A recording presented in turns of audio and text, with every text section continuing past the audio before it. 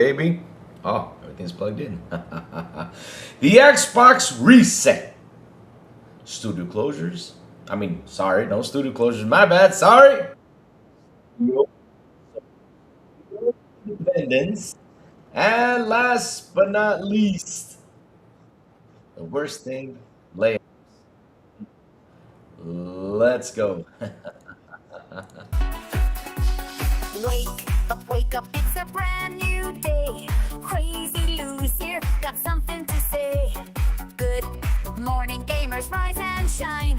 It's time to play, let's have a good time. Morning, gaming community. With Crazy Lou, it's a world of unity. Upbeat and lively, we're feeling so free. In the world of games, we're just meant to be. Grab us, come in, and eat a scene. Crazy Lou is ready, it's a gaming scene. Fernie's trading people, orders in. All recent gaming, go, rates and pay top bean. Good morning, coming, moving. It's a world of unity. Upbeat and lively, we're feeling so free. Initiating launch sequence.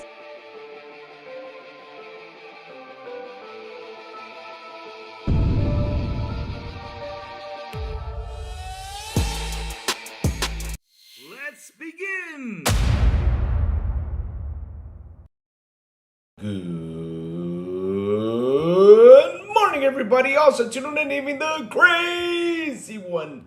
Wishing y'all a beautiful and awesome Tuesday. What's up, chat? Good morning. How you guys been? We have Why So Serious in the building. Hello. It says, what's up, Louie? I'm good, man. I'm good. I'm good. Sucks for the layoffs.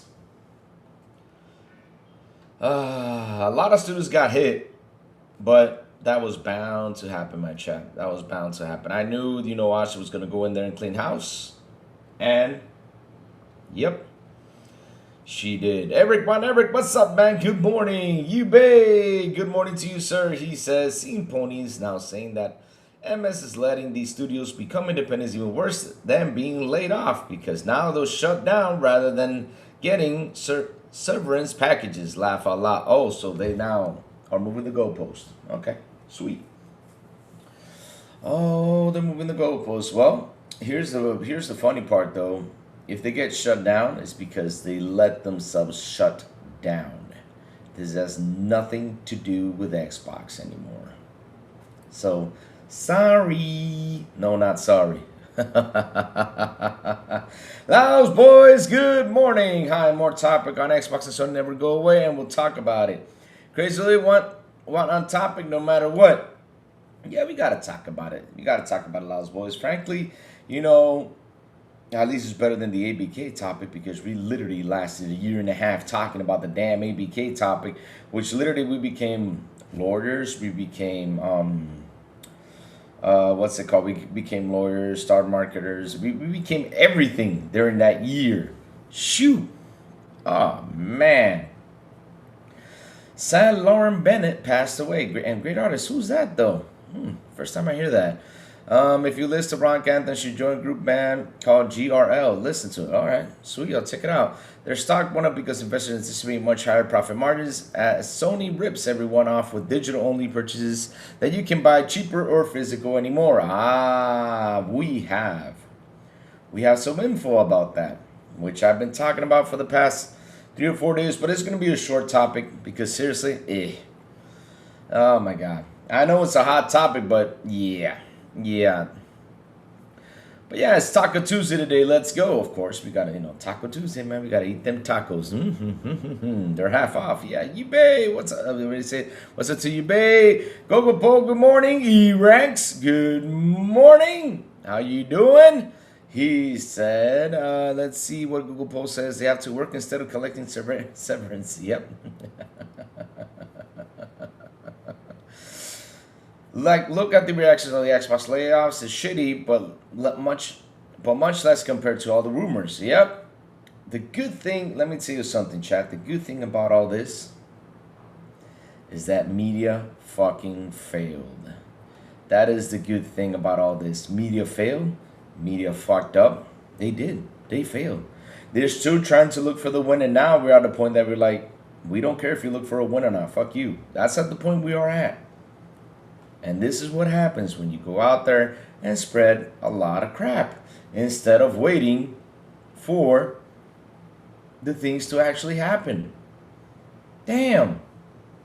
Apex NYC, good morning. How you doing, Apex NYC? Google Poll says Xbox needs to be a better charity. 100%. 100%. Layoffs Boy says, I think keeping your business partners aware of your future business plans is much better practice than letting them find out the same thing as the general public. The problem is, Loud Boys, that these dudes just wanted to throw shit out there to see what sticks to the wall. And frankly, I think there could be one or two sites that kind of nailed it. One or two sites that kind of nailed it. But still, half a shit sticking on the wall is still half a shit. You need to stick the full shit. Which they all didn't stick nothing to the wall. I'm sorry. They just didn't. They didn't stick it. They failed. They went out there, misinformed everyone for the past month. Reset. What does reset means? Oh, this is bad. Oh, this is awful. Oh, hey, Big Nose Schreier, tell us something. So Big Nose Schreier came in and was like, oh. And funny enough, like I always say, all of a sudden, everything bad about Xbox, but when PlayStation goes out there and does something, it's like no one knew. Why is that?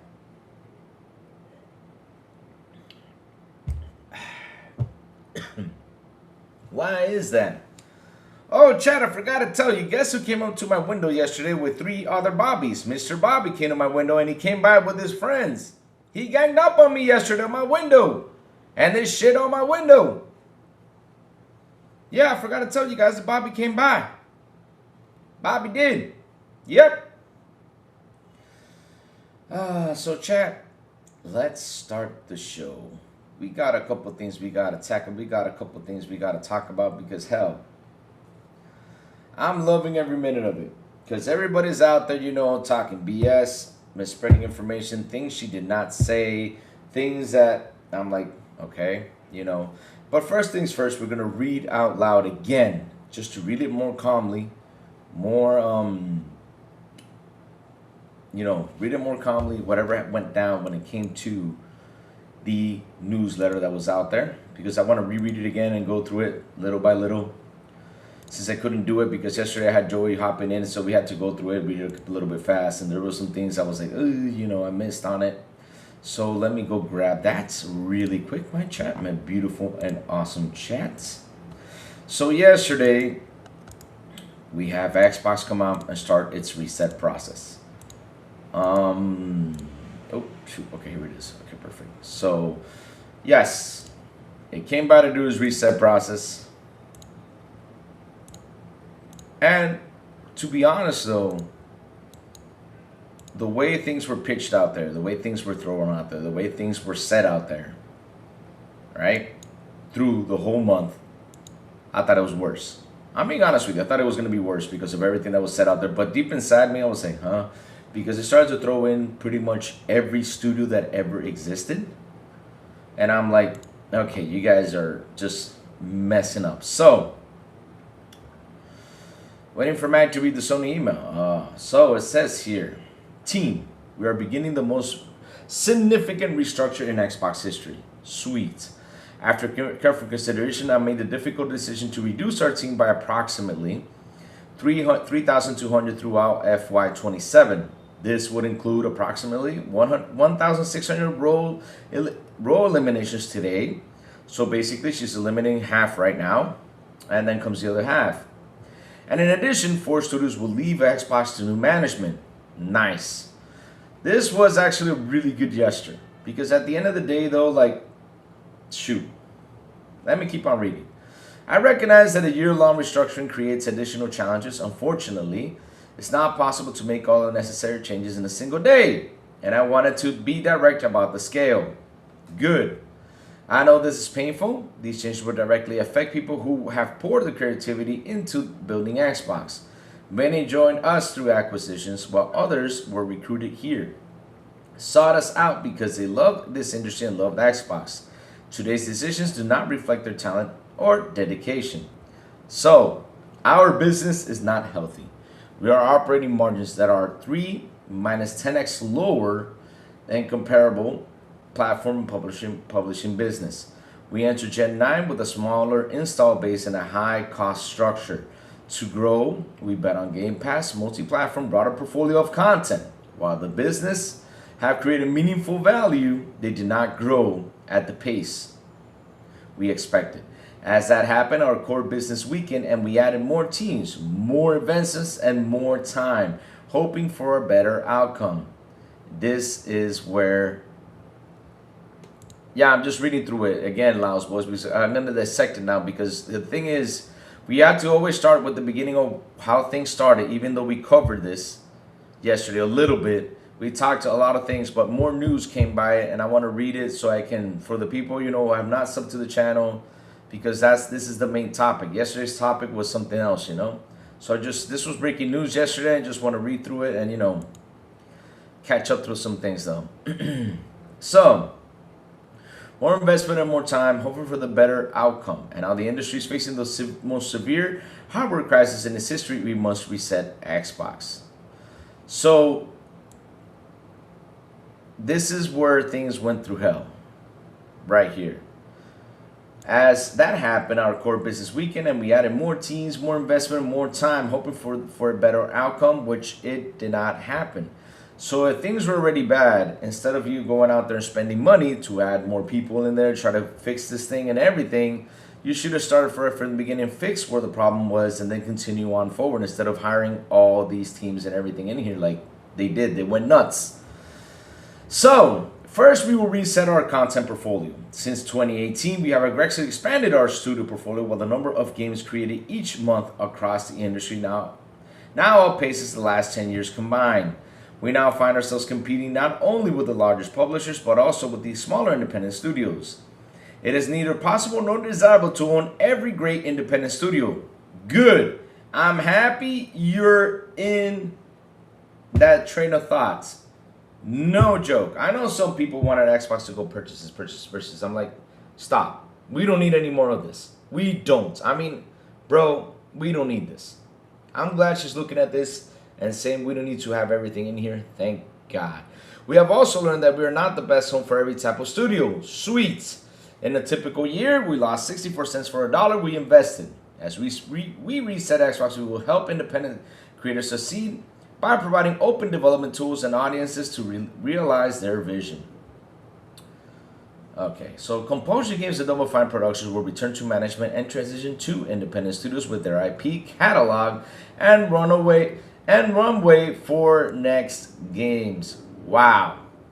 This is why I wanted to dissect this, Laos. Ninja Theory and Undead Labs have entered terms to join new ownership with funding to complete and grow Senua and State of Decay 3. In France, Arcane's management is beginning required consultation with its work council to review potential strategic options. So basically, this is what it says here.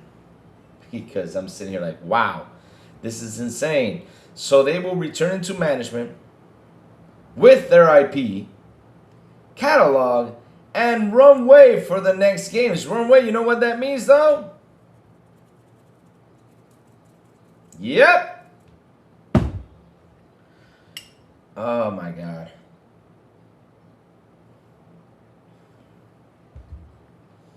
You know what's so funny though, chat? I saw a video yesterday. This morning.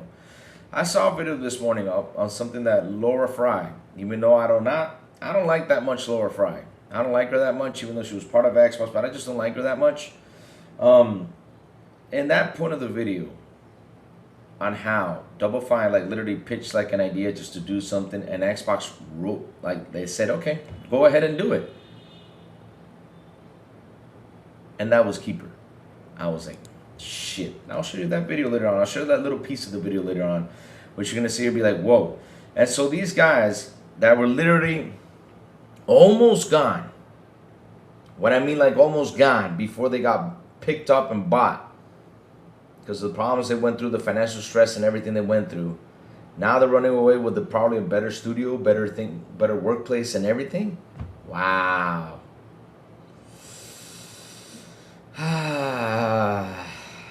Sweet. All right. So basically, y'all took advantage of Xbox's money. Cool. And funny enough, because here's the part that really kind of annoys me a little bit. Y'all make kind of fun of the fans though, because we all know that you guys make good IP, but yet, what?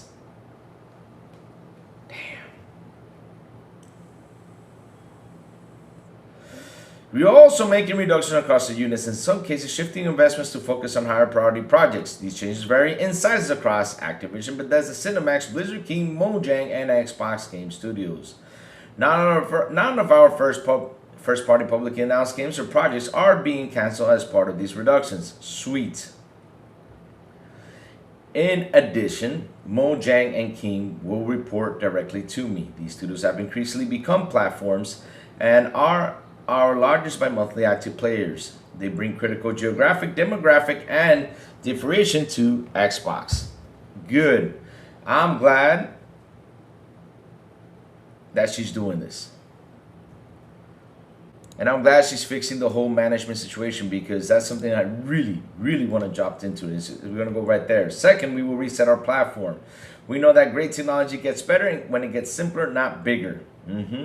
Today, in some parts of the company, work passes through as many as 14 layers of management. 14 layers of management. Wow. It's like, have you ever seen that movie Spaceballs? And that scene when he says, I am your former brothers, cousins, whatever it is, former, I don't know. He was just saying that to relate to, what was his name to this guy? Former's cousin, father's roommate, whatever it was, I don't remember. Like, he was looking for like the word to relate to Lone Star. And that was funny. Was it Lone Star? Did I say it right? Lone Star. Yes, I said it right. So basically, it's like that. They had to go pretty much through all that shit. 14 layers of management. Almost as many layers as XBI. Yeah, almost as many layers for XBI. Yes. Yes. Chat. XBI has a plan. And yeah. Y'all see in the future what's going to happen. We're going to have an XBI reset soon. Yep. They're going to reset. You know what's going to happen, Lou? No! So let's keep going. So it says here, our platform teams are larger than 40% than they were to start this generation. Even, hold up a second. This is why I want to read through this. Our platform teams are 40% larger than when they were at the start of the generation. Why? You see, this does not, right here, it did not make any sense. Even as our player base and playtime had declined, the complexity has slowed decisions, blurred accountability, and made it hard to deliver to players. As we reset Xbox, we will simplify. Wow, so basically, they go in and added 40% more. Wow. They went nuts. I mean, no wonder Xbox is the way it is. Fucking A. We will reduce management layers to no more than 5 and more possible 3. We will deliver success through a flat organization that is built around makers, individual contributors focus, and building player coaches, leaders who remain deeply involved in the work while developing their teams, and directly responsible DRIs who own key decisions and outcomes and will streamline how we work across our tools with a cleaner code base, shared services, and 50% reduced vendor spend. Good. You see, I'm liking this because one thing I like about this email is she's coming out clear and she's telling you what are the plans and how she's going to make them better. First things first, she needed to trim down the fat. That was going to come around. Because like I said earlier, even though we do not like layoffs, of course, some of us don't like it, but look, if they were just sitting there, just there, I mean, shit, you gotta reduce that cash flow. You seriously do. You gotta get the ones who really want to work. You gotta get the ones who really want to put their hearts into it. You gotta get the ones, who really want to, show the love for the product and want the product to grow. Because at the end of the day, especially with how things are in the gaming industry, we don't know where the fuck it's headed to right now at this very moment. I bet you they're gonna work three times as hard to keep their jobs. I bet you, because we don't know where this shit's heading to. Right now, as you said earlier, hardware has become super expensive. And imagine that. Let's say they got laid off and they got to form their own studios. They got to buy the hardware, restart again. It's going to cost way more money about it. Where is Joey? He on topic? Nah, I don't think Joey's going to come in here today. He said he probably could. I don't know if he can or can't, because he's got a busy day today. Because, he has to work, though. If he can, cool. If he doesn't, it's cool, too. I got this. Oh, Mike Johnson in the building. Of course he wants to be in here because, he wants to see if we cry because of everything that happened. Y'all better cry about your physical CDs. Oh, Joey Zacon thing is here? Oh, no. The thing is that if you're a guest on here, that it will show you the last time the guest came on. But that doesn't mean that he's here, though. So, let's go. Third, we are resetting how we operate. As Xbox grew headcount, who became more fragmented, teams, studios, and functions often operate independently, and it became harder to work towards a shared goal, make the right trade-offs, and get things done. For the first time, we are establishing a chief operating officer with end-to-end P&L responsibility across content, hardware, platform, and services. Helen Xiang has been promoted to this role and will report directly to me. Over nearly 2 decades at Xbox, Helen has helped build some of the most important business, from Xbox Live to leading Mojang and Minecraft franchises. Good thing you got a veteran in there. I'm liking that. I'm liking you got a person that's been for 2 decades in there, especially with the success. And the sad part about it, and this is what's so funny though, chat. This is what's so funny, chat. The funny part about this, chat, is this is a game that has not had a lot of investment put into it, Minecraft, and look where it is today. Incredible. Incredible. She will bring our business together under one operating model, making sure we clear investment decisions, learn from our success and failures, and hold ourselves accountable for results. Thank you, Dave McCarthy, who is retiring 17 years with Xbox. Bobby's back, chat. I told you guys, Bobby wanted to come in and fight me. Oh, he just left. See, he ain't fighting no more.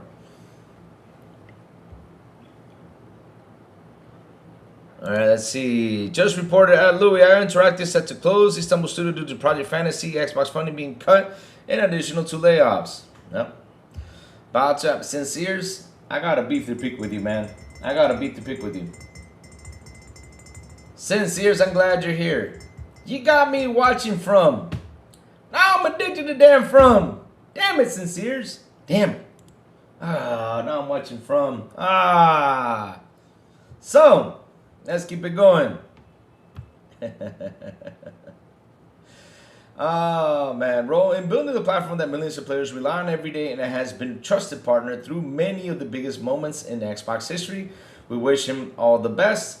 These changes are about a bigger future for Xbox, not a smaller one. The next decade of gaming will be larger, more global, and more creative than anything we've seen before. This year, we'll invest as much as Xbox as we ever had. But we'll invest with greater focus, greater discipline, and greater clarity in a service of making Xbox where the world plays and creates. I want Xbox to be one of the few companies that entertains more than billions of people each day and gives everyone the opportunity to create and connect. I know we achieved this goal. Xbox has many of the most beloved franchises in entertainment history, talented studios around the world, and will return to growth in 2027. History is full of companies that mistake longevity for inability. You all know what that word is. Fuck it. We will not be one of them. Asha. So like I said, I wanted to read that again to be clear on some things, because look, we're going to look at some sites now. We're going to be looking at what they say. And you know how sites are. They like to make shit up because they get clicks. Yes. So, look. what we heard or what we see in this email, it looked like everything has been a mess. Everything has been a mess. No joke. Everything has been a mess. Xbox has been messy. And to be honest, though, if at the beginning things were not doing so well, why did you hire more? Why did you have to grow this 40% more to get the same or worse results than what we had? That was insane, though. I mean, reading all that part was insane because if you did not trust with what you had, though, then you shouldn't have not been there. You should have just picked up and gone and get someone who actually can help push, this company to go where it is. Hear you. Yep. All right. Okay, hold on a second, chat. Hold on. Don't mute him yet. Don't mute him. Don't mute him yet. Yeah. Hold up. Let me just show him something. Yeah. Go ahead. Go tell Sony if they hear you. Go. Go. Go. Go tell Sony about your little physical games. Go tell them if they hear you. Look how that went down. Go tell them. Go say, hey, Sony, hear me. I want physical games to come back. Go ahead. Tell them. And yeah, they won't hear you because they've been quiet for 5 days. So, bringing it back to subject. Like I was saying, though, enough picking on the pony. Picking on the pony day, like always.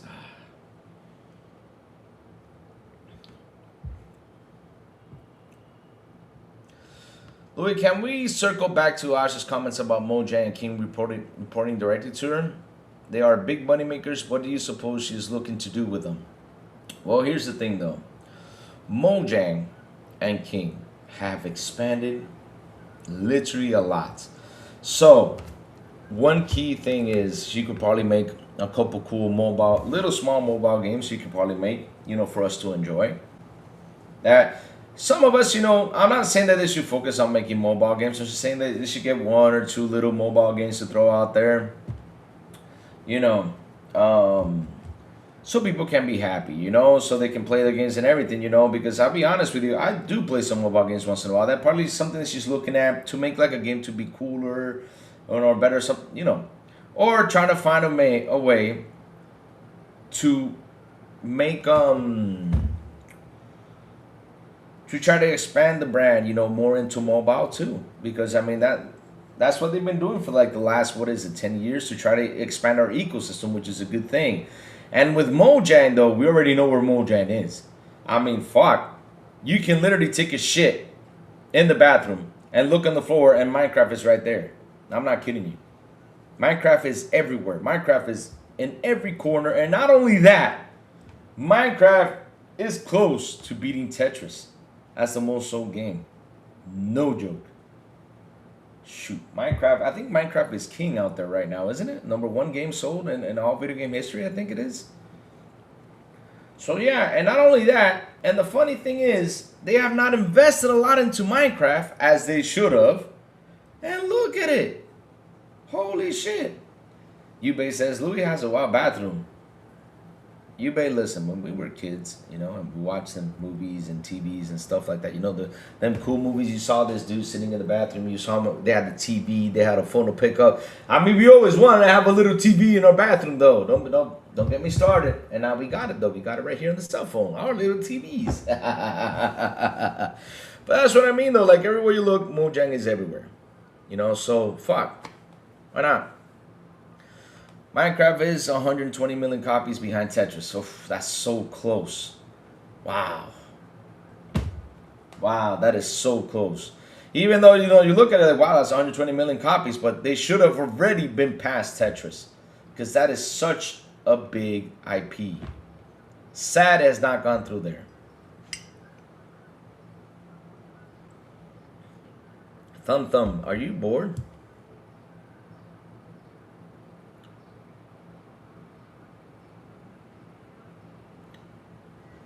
Ask Louis, because it seems Ash is very Xbox brand focused. She says Xbox a lot. Do you think she plans on turning Mojang and King IP more Xbox centric? Yep. She does. Because since here's if you look at what she's saying though, and the first two interviews, or how many interviews were there at the beginning? Though I think there was two of hers and one with Matthew Ball. She said we have 1 billion Xbox users. 1 billion.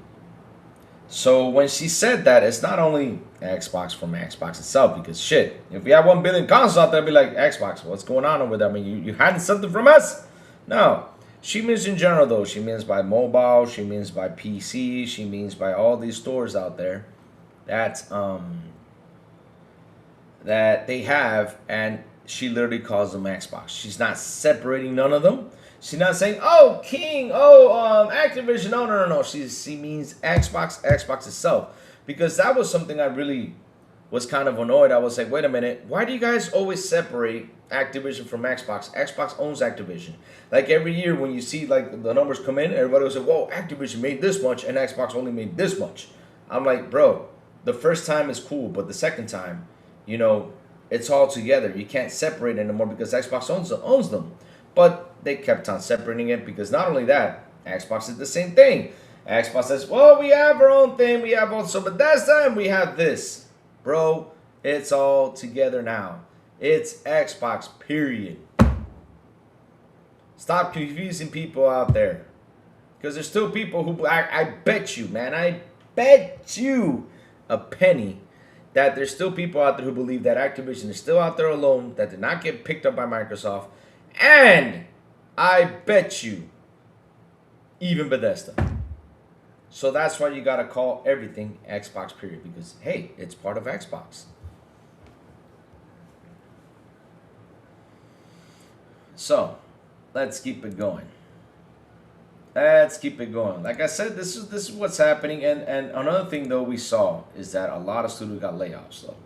We saw Obsidian get affected.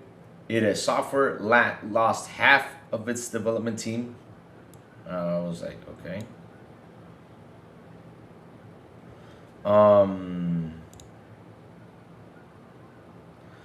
We saw that Bethesda lost a couple. Bethesda, Cinemax.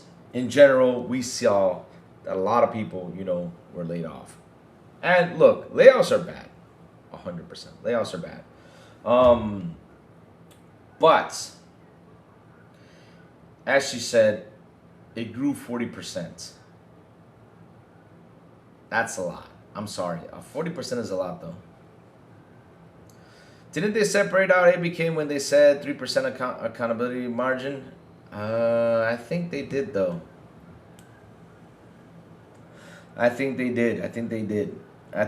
Because at the beginning they did do that. But one thing is for sure, what she's trying to do is, for what I'm seeing, is she's trying to make everything Xbox, though. Because they literally said it before it went down, before the whole reset thing went down, that without ABK, Xbox would have been gone. So Domino's is taking a jab at Sony. Oh, we know that. Fuck, it was a joke.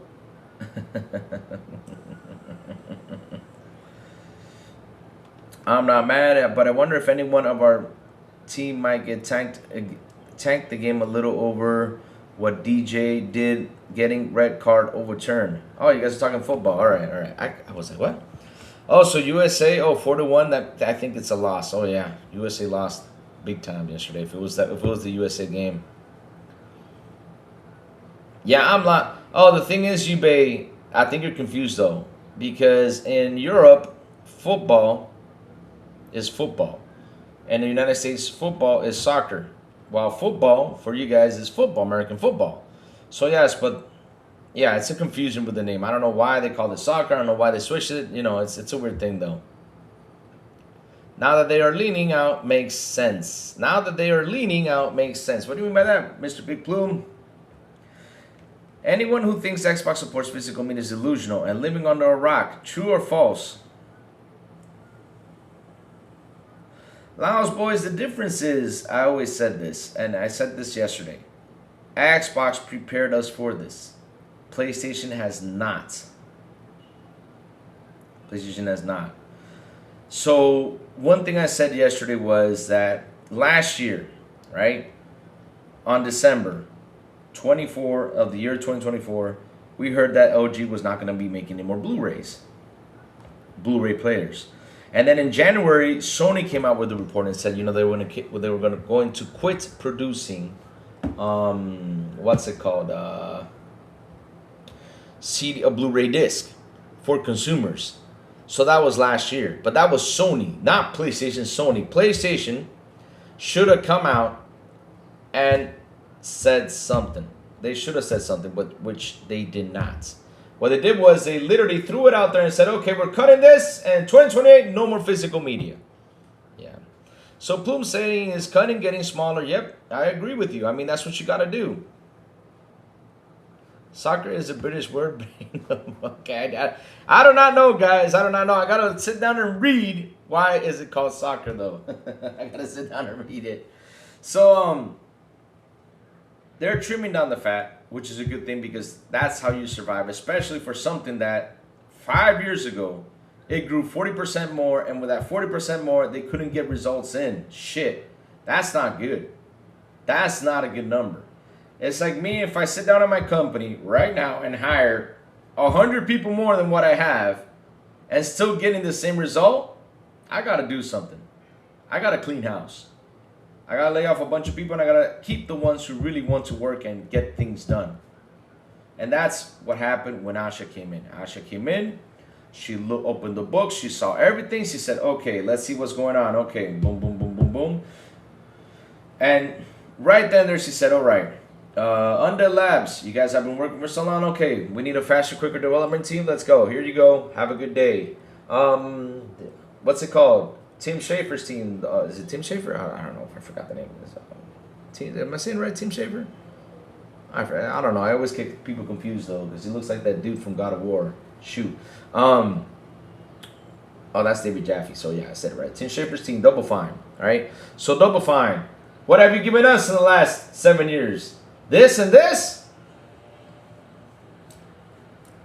Goodbye. You guys have good luck out there. Let's see what else you can bring out there. And I hope, they can actually do good, So, let's keep on going with this, right?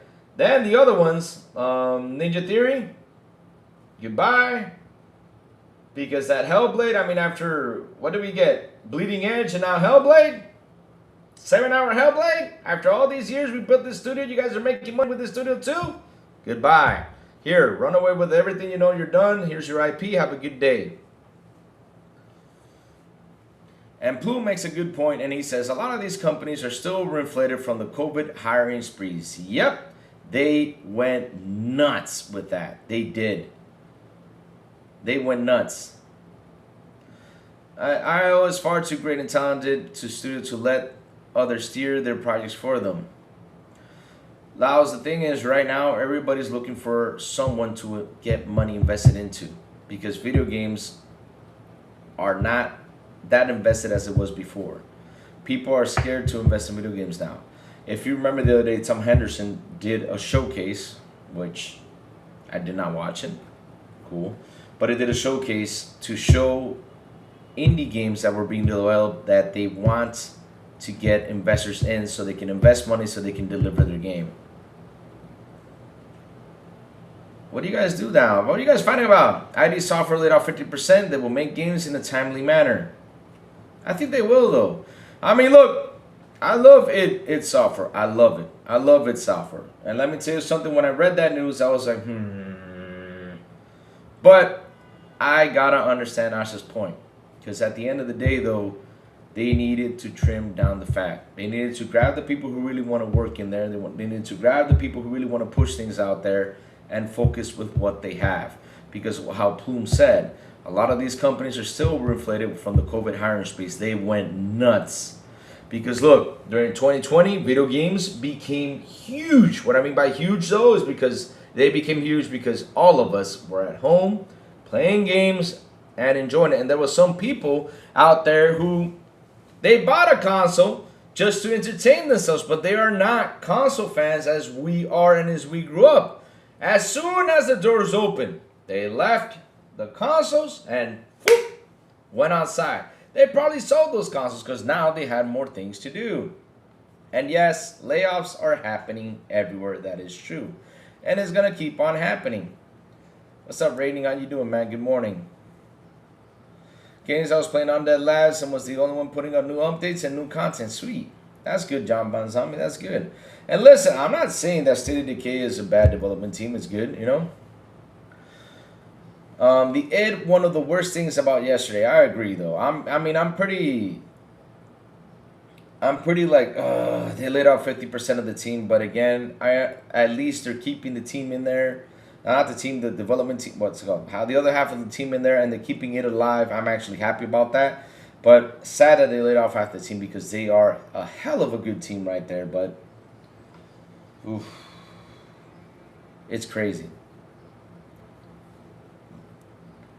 I remember when Phil said getting rid of Tango and Arcane would make Xbox stronger. It did not, laugh out loud. Of course it did not, because literally he had 40% over hired. I mean, this man over hired 40% more. I mean, that's crazy. He went in there and, of course, he built Xbox, I gotta say. He literally got a lot of teams in there, but he had way too much people in there. Doing what? Not only that, 14 layers of management. And the worst thing is, you know what is the worst thing out here? It tells you how out of control it was. That, here, I'll show it to you personally right here. Let me go get this video. I'm going to show you guys this personally. I hope that Laura Fry doesn't copyright strike me, because if she does, I'll be like, damn. But, yeah. Check this out, chat. This is personally right here. Laura Fries. Oh, what did I do? Oops, where did I go? Uh-oh. Did I do something wrong? Oh, no, never mind. Laura Fryer. Why did I say Laura Fries, though? Well, yeah, let's just call it Laura Fries. Laura Fries! So, yeah, let me catch this right here. Let me show you this little piece of this.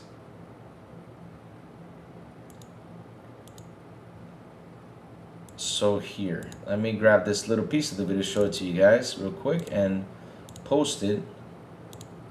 So you can see something that, this is how out of control it was. This was way too out of control. Let me see if I can go back to it.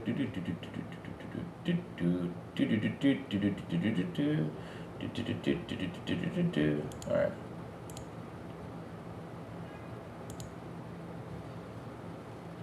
All right, let me put the volume up so you guys can hear this, and let me do the switch. Hold on a second. Let me put this in theater mode. And here you go, chat. Listen to this. Listen to this, chat. Just listen to this. So, where is the video?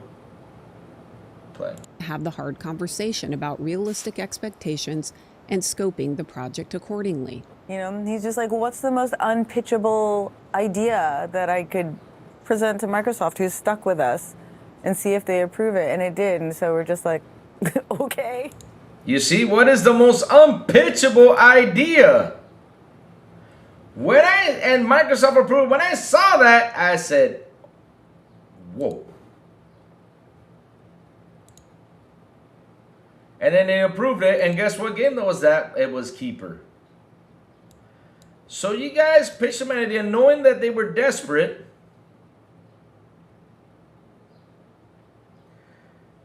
Knowing that they were desperate, you know, to get IPs out there, and you guys pitched them this idea and decided to proceed with it. I mean, bro, no wonder. No wonder. Come on, man, no wonder. I mean, Laura is a pony. Look, Pickles, I mean, Laura could be anything, but right then and there, that literally tells you how crazy and out of control it was. And just seeing that, like, oh, an unpitchable idea to see what they say. And they said, okay, Keeper. And they were like, okay, cool, let me sign off on it. That's how crazy it was, chat. I'm not kidding you.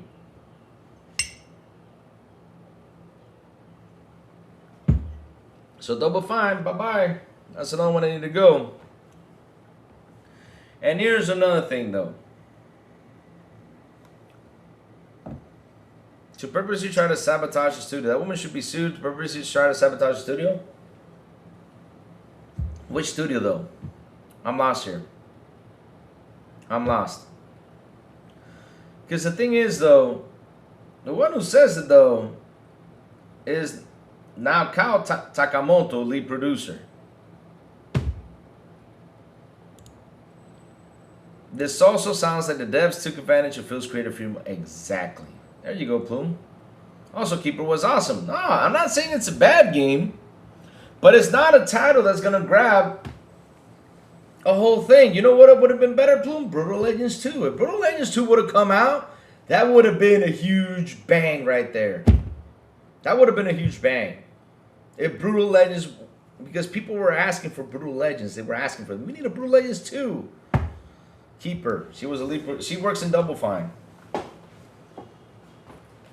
She works in Double Fine. Yeah, I'm not saying it's a bad game though. Safo List, you gotta understand something. It's like me saying that High Fire Rush was a bad game when it was not. High Fire Rush was a good game, but it wasn't gonna be a title that was gonna grab people to jump over to Xbox. It was a tough title to sell. Keeper is a tough title to sell. It is. I ain't go ahead and try to pitch Keeper out there and people are like, yeah. It's like Pentiment. Pentiment got 10 out of 10. Pentiment was good. You know, 10 out of 10 reviews, everything, great game and everything. But a lot of people are like, fuck it. You know? And Pentiment was not a bad game, though. But it wasn't, you know, yeah. I don't think Brutal Legends 1 even did at all that well commercially. Well, you may listen. I gotta say something with all the love in the world. 360 days is a tough generation to confirm sales. Tough gen. Really tough.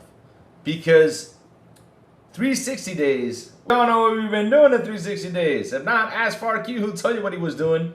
Yeah. Haha. How Joey said, piracy. Yes, a lot of people out there had that 360 pirate, and trust me. Ooh, it was a tough, that was a tough gen for Microsoft though.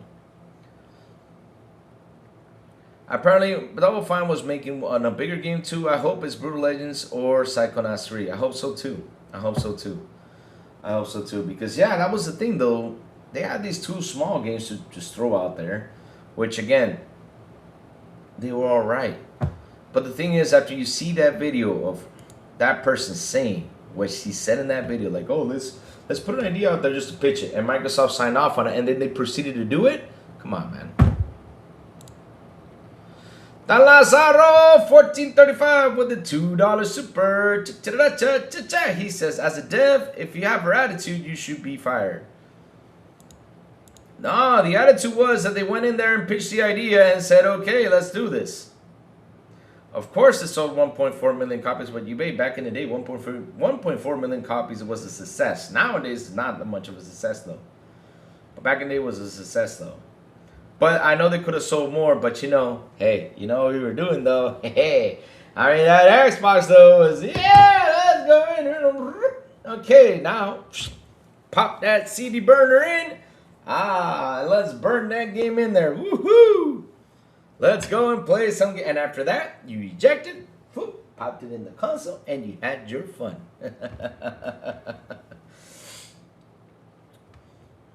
But yeah, I mean, Laura is so, she probably, oh damn, you guys, oh bad, that's awful. She probably thinks MS still sells 360 in Zunes. But here's the thing though, she is right about one thing though. And as Plume said it earlier, and I agree right there, this also sounds like devs took advantage of Phil's creative freedom. And this is what happened over there with Bungie. They took advantage of that buy, because you know that's one thing I say about when Sony picked up Bungie, that was the worst buyout in video game history, one of the worst buyouts, and it felt like, and it still is to this day, like the whole team took advantage, not the whole team, but the leader of Bungie took advantage of the situation and decided to go out there and buy cars. And that's what happens nowadays with these devs though. They were getting paid, which devs get paid a lot of money. I don't know how much a dev makes in Xbox though, but I bet you it's a lot of money. I bet you. I don't know, but I bet you. So imagine you having 100 people in there, probably let's say 60 or 80 making that budget, and then the other ones are leaders and making even more. 1.4 was ass back in the 360 days. But Yubei, again, listen to what Lou is saying. You need to stop fighting me with this, Yubei. I told you, Yubei. For 1.4 million, that was successful because back in the day when the 360 was out, the majority of the Xbox users had a pirated console. They did, believe it or not. What do you think that box sold so much? Console manufacturers have gone cutthroat and ultra greedy since I left during the PS4 era. Just complete shit show by all of them. And so as soon as these guys jump ship over there, because like I said, I even said this on XBI one day. Not XBI, sorry, on the morning show. That I was saying, you guys were literally almost going bankrupt. You guys should have put in your best work in there. You guys should have done your best. Double Fine should have released, after Psychonauts 2, they should have released Brutal Legends 2, or they should have released something big. Especially, and here's the funny part though, Jack Black is in Minecraft. Ah.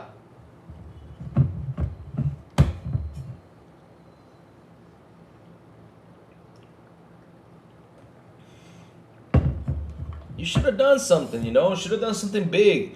To at least they can say, wow, you know, they released Brutal Legends 2, it got people happy though. I think Double Fine made out like a bandit and doing the bare minimum. One thing I'm mad about was why in the blue hell would you pitch like I was hired to do something. I was hired to do something. And I can't believe me being hired to do something. I go in there and pitch him an idea about a lighthouse. And again, I'm not saying Keeper is bad, but pitching an idea about a game that was not going to pull in people. I mean, to be honest, though, Keeper should have been like, Keeper looks like a Nintendo Switch game. I'm not saying I'm making fun of Nintendo Switch, but it looks like that's a game for Nintendo Switch, though. And these guys make a Keeper game, I'm like, okay, but, you know, did that attract a lot of people? No, they should have done something better. So I got hired to do something, and I go in there and I pitch him this idea. Imagine me. There was a guy in my neighborhood who sold Pirates Xbox 360. There you go, see? See what I mean? There you go. $10. Wow, Plume, they really took a lot of money from you. Plume, you want to know how much I bought it for, Plume? I bought it for 150 pesos. You know how much that was back in the day? $3. I had... The most expensive thing I had of that generation besides the console was the CD cases I was buying to put the CDs in there. I had like 4 collections of 100 CDs with everything I bought. So like I was saying though, right? I'm hired to do something, and how come I can pitch them like an idea just to test it out, see what they say? And they signed off on it. I mean, wow. Wow, they signed off on it. Wow. That tells you how messy it was. I mean, if I hired you for that, I would have said, what the hell? I'd be like, are you okay? Why do we want a Lighthouse game? I would have just told him, listen, go make me Brutal Legends 2 and F off. Do it. That's what I would have said. But hey, it was out of control. 14 layers of management. That's insane. I'm glad now it's down to 3 to 5. And I'm glad now that that she really turned out the fat, and she's gonna get these studios working to deliver the games we fucking enjoy. Yes. Personally, with you talking about, I'm talking about big money that you, I have a video of you as a kid that you were doing that track and field thing where they passed the stick to the other person and you ran the other way. I have that video. I got you, baby money. I have a video of you doing that. Well, yep. The problem is that people assume that it's only ones the companies are catering to. There are reasons. There are more than one genre. Wish you would realize this and not bitch about things for others. What? I'm lost here. Bitch about what though? A baton, yep. You not lying? Oh, I got that video, baby money. Wait till I post it though. Game Pass was the biggest loser of these studios leaving. They say State of Decay 3 won't be on Game Pass now.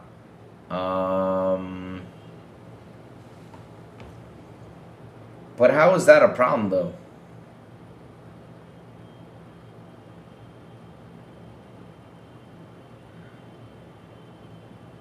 How is that a problem? Because here's the good thing though, Harry. Because look, here's what I saw though. When they started reporting on that, when they started saying, "Hey, look, this is that State of Decay 3 will not be in Game Pass," I was like, "Wow, one game, I can buy it." I mean, I don't know why they're like acting like this is like such, because they're trying to throw this as a big negative. You can buy the game, Harry. That's not a problem. Because hell,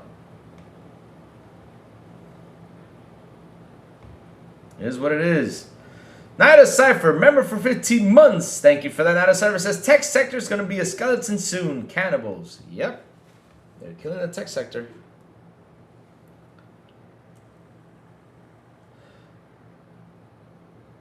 Traybone, I don't understand why people think doing the same thing from the past or what's to need to be done. So, here's the thing though, Traybone. Look. Here's my take on this, right?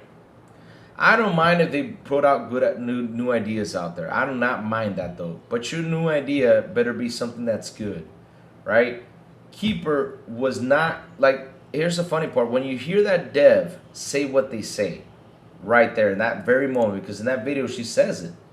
What is the most unpitchable idea that could present to Microsoft, who's stuck with us? You know, like the most unpitchable.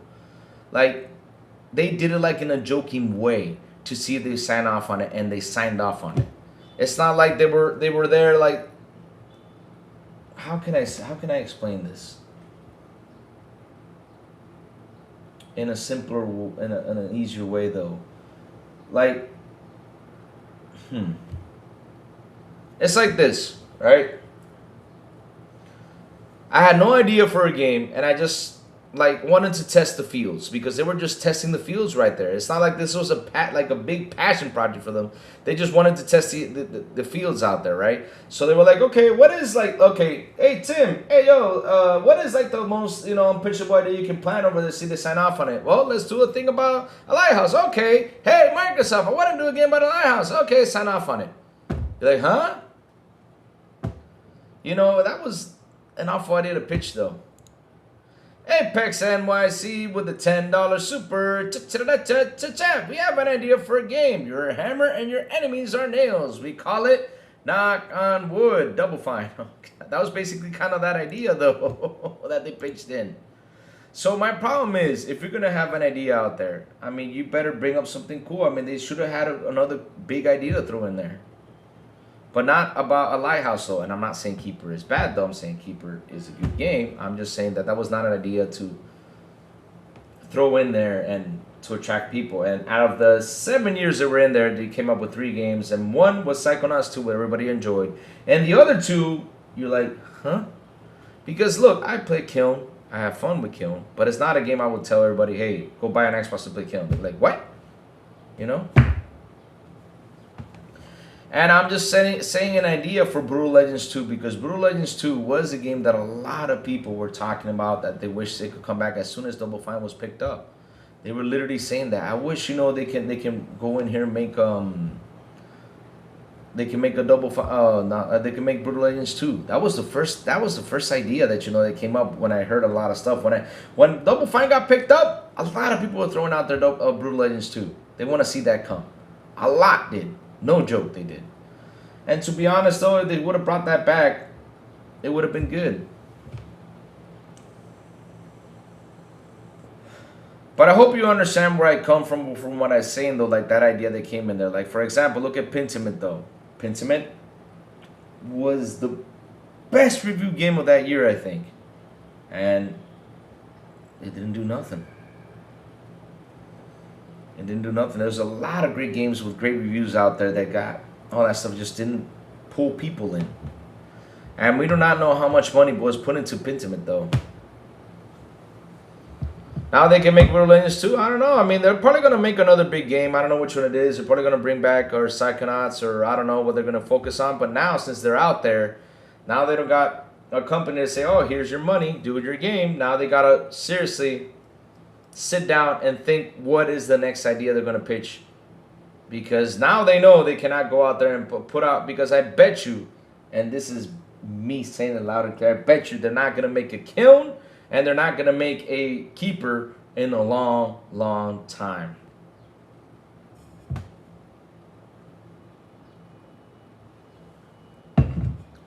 Now they're gonna make what sells.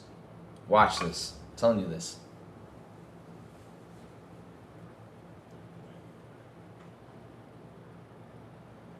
Exactly. People say they want no IPs for gaming, but they don't. In the end, they don't support them. Yep, that's what it was, though. But seriously, I'm reading it loud and clear. Here it is. Look, this is what they said. There you go. The most unpitchable idea that I could present to Microsoft, who's stuck with us. Why would you want to pitch an idea about that, though? I mean, it's like they were in there joking about it. This looks like a joke, and when you see the video, she laughs at the end, like, okay, ha! Like, wait, is this a joke, though? Like, seriously, I sit here and I look at that and I'm like, why would you joke around about that, about another person's, money or anything? Even though they were giving you blank checks, don't mess around with that. This is what you get at the end. Now, you're off on your own. Let's see how you guys are going to do. Fair off. I'm not kidding you. I want to see what you guys are going to do. Fans don't want things, is what I'm getting. Sad I'm always seeing what makes sense in the back and not moving the industry forward. Our say games we play, not others. I don't get it. So, look, Treybone, I'm always in for new stuff. I'm with you about that 100%. I'm always in for new stuff. But at the end, though, Treybone, look. This is what you do. If you want to make something interesting like that, you cannot spend a lot of money. The thing is, these guys were getting paid tons of money. I mean, look at now, right? The whole situation with Arcane and Blade right now. They went over budget. They're saying that. I don't know if it's true. But they went over budget. So, I'll give you an example. Kiln is a game that shouldn't be not even close to $12 or $15 million. No more than that. It shouldn't be that much to develop that game. But I bet you went beyond that. So they took the resources, because this is what sucks though. They took the resources from the company to make a game like that. You sit there like, what have they been doing all this time? I mean, come on, man. You could have done something bigger. I mean, Double Fine, we know who you are. We know what you guys have done in the past. Do something big. That's the thing that gets to you. And I'm not saying go out there and not do these games. Go out there and do it, but do it on your own though. Stop taking the resources from over here and do it. For example, look at Grounded though. I see this as her paying homage to Seinfeld, nothing. I'm just telling you what I'm seeing, though.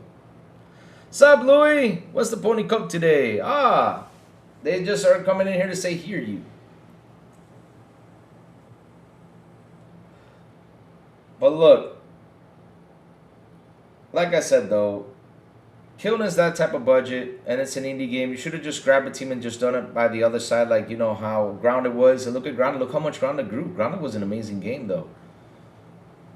You have absolutely no guarantee today that your pitch idea will sell in the market. Is too saturated, and Asha even admitted that. That's another thing, too. The market is too saturated.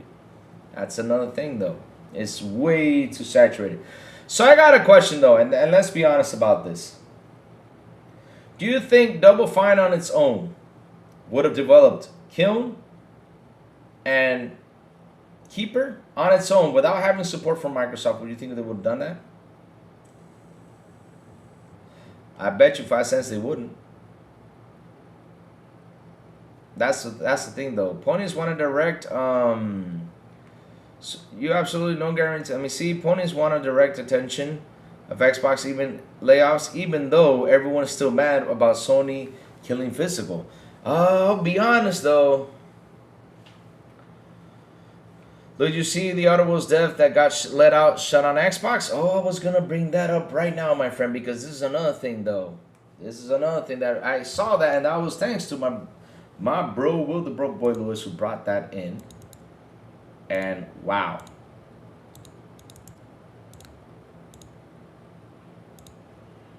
Listen, chat. I was one of the dozen of devs laid off at Obsidian today, which I don't know if this is true, chat. I don't know if this is true. I'll just take it as a grain of salt. Incredible players should have landed my dream job right after school. Obsidian was an amazing place to work. The cancer Xbox. And I've always been an Xbox hater. Fun fact, I don't even own my own game on their shitty console. Wow. Do you really want... Listen. I'll tell you an experience of mine, though. So it says, P.S. Please ignore any controversy about Sony and PS5 at this time. The industry is on fire. I'm jobless and trying to have a little fun in the discourse. Guess I'll have more time to art, fight, and crochet. Well, bro, I mean, I'll tell you this much. And here's the thing, though. Let me see. 5, 6 years ago, no, 8, 10 years ago, no, 11 years ago, when I went into the company I'm in, the family company, they had a business partner in there, which he had a store where he was selling animal feed. I went to a store. Guess what product he had on the front? And this man was sitting in the front of the company as CEO right there. He was sitting there as CEO basically. Sitting there in front of the company as CEO. Guess what he had on the front of the store selling? He had the competition's brand.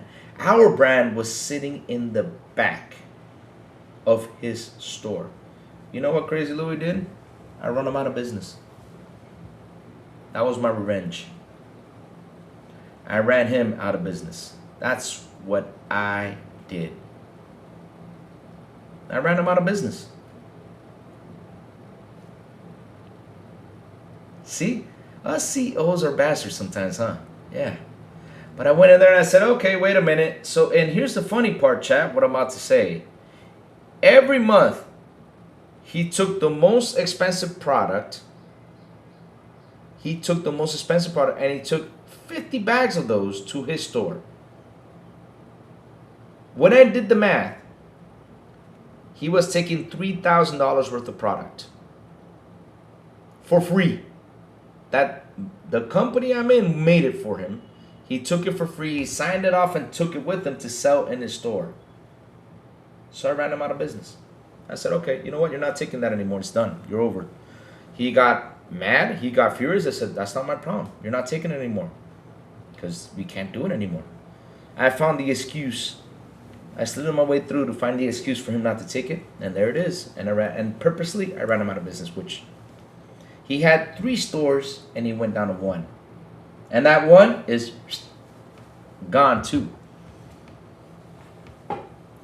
Why in the blue hell do I want someone in there that is making my product and not pushing my product?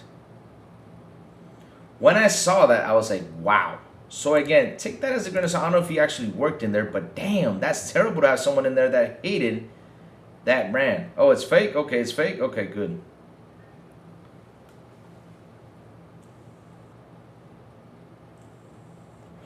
Oh, you said it's fake Rear Gaming? I don't know if it's fake or not, but yeah. To be honest, Louis, I think, yes, based on their history, Psychonauts 2 almost killed them. Well, they got killed because the problem, and Joy brought it up because Joy saw the documentary about Double Fine. And the problem was that the company that was investing into them got busted because they were, or cartel, or they were doing something illegal. So that's why Psychonauts 2 almost killed them, because that company was shut down and the people were thrown in jail. There's a good documentary about that. I thought the same thing, but yeah. I don't touch blue skies like imaginary world to me, says Google Paul. Thief. Exactly.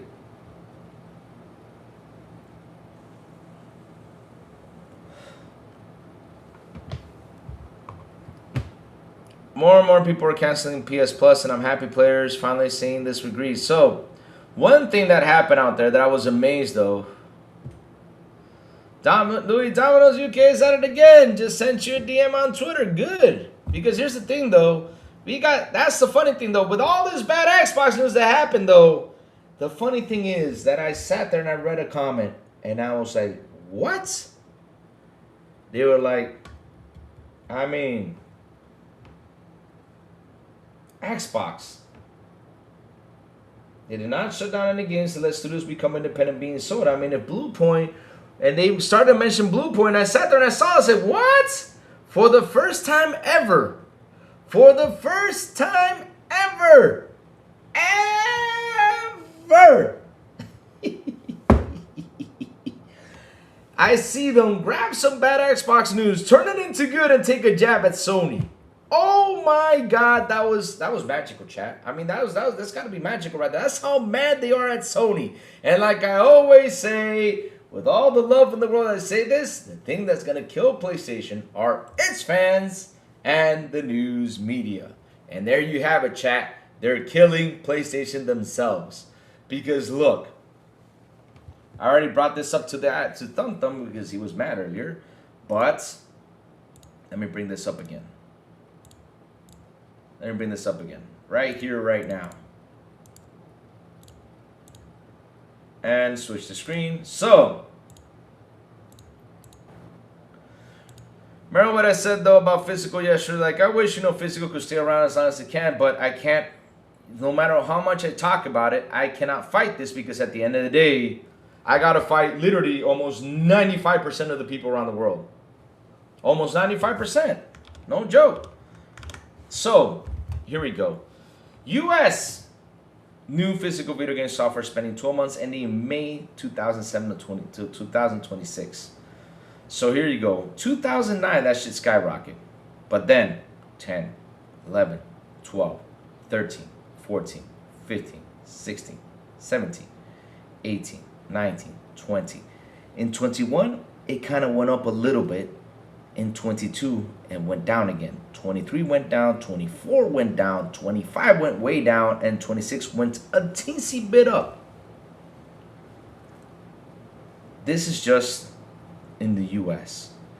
I don't know around the world, chat, but at the end of the day, though, physical has been on a decline, though. And it's been on a decline since 2009. It's been just going down. I mean, if you see the graph literally tells you how it was. It went down for, let's see, 1, 2, 3, 4, 5, 6, 7, 8, 9. It went down for 9 years, went up a little bit in 2018. And then after that, 1, 2 went on decline on 21 and went up a little bit. And after 21, it was just 1, 2, 3, 4. 4 more years it went down and just a little teensy bit on 2026. I mean, bro, that tells you that for the last, let's say, 20 years almost, it's been in a decline. Believe it or not, physical was going to disappear. I just did not know that this was going to happen this gen. Or the next, like seriously, I did not know that it was going to be announced for this, and I was waiting for it to be announced around 2030, 2031, or 2032.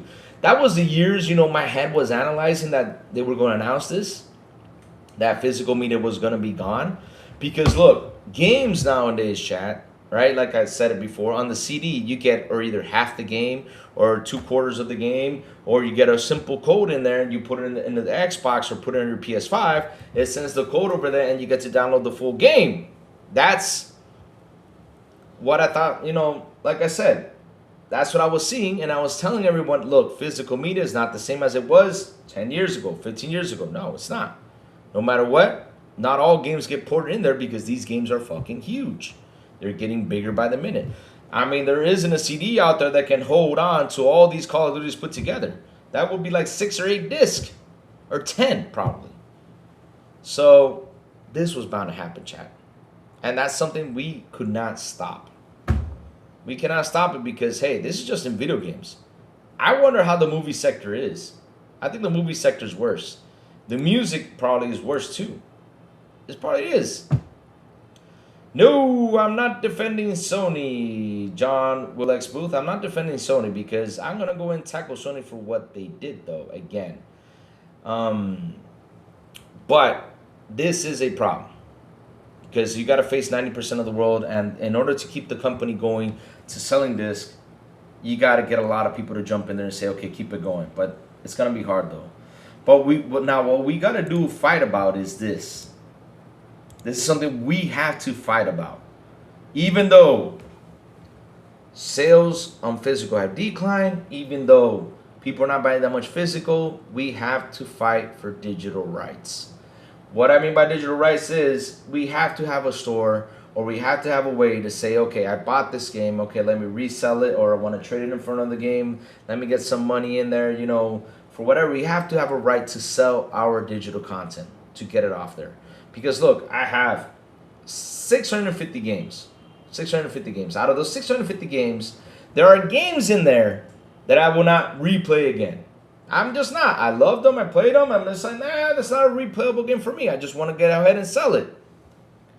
But the thing is, I don't have that option.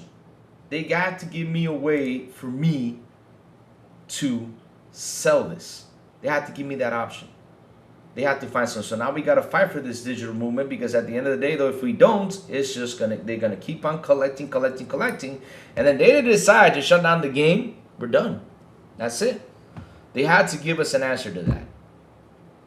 They have to. We got to fight that. That's the thing we got to fight right now. And I know a lot of people are fighting Sony about this. I get it, and I agree. Fight them. Go ahead, fight them.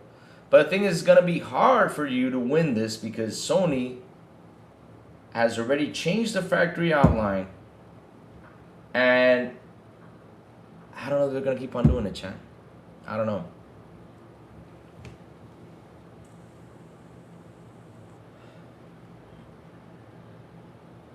The Sony getting rid of a physical disc now has more views than the GTA 6 viral trailer. Yeah, it did. And you know what they've been doing? They've been quiet. They're not going to say anything. And the thing is that even though the Xbox bad news is out there, it's way worse for Sony.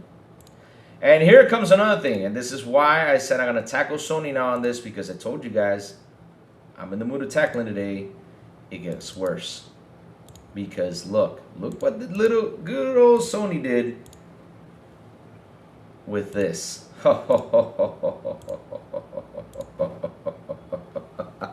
Oh my God. It gets better, chat. PlayStation kills disc without telling its publishers or business partners. Holy shit. Wow. I mean, son, I gotta tell you something. I give you props for your PR team for putting that news right there when it was getting close to, because you have a killer PR team, but I guess your PR team really failed on the timeline, though. And you guys seriously failed on the timeline, because like I said before, if in December of the year of 2024, LG came out and literally said, okay, we are killing our Blu-ray players, we're not making them anymore, and then you guys, a month later, the company Sony, not PlayStation, Sony comes out with the news saying, well, you know, we're not going to make any more CDs for consumers. You know, we're just going to keep them for movies and games and blah, blah, blah. PlayStation should have come out and sent that warning since last year to prepare their fan base for what was coming. PlayStation should have sent that warning since last year to prepare the business partners and publishers for what was coming. But no, you guys went in and said, okay, look. Simple as that. 2 years later, we're done with this shit. You're out. Wow.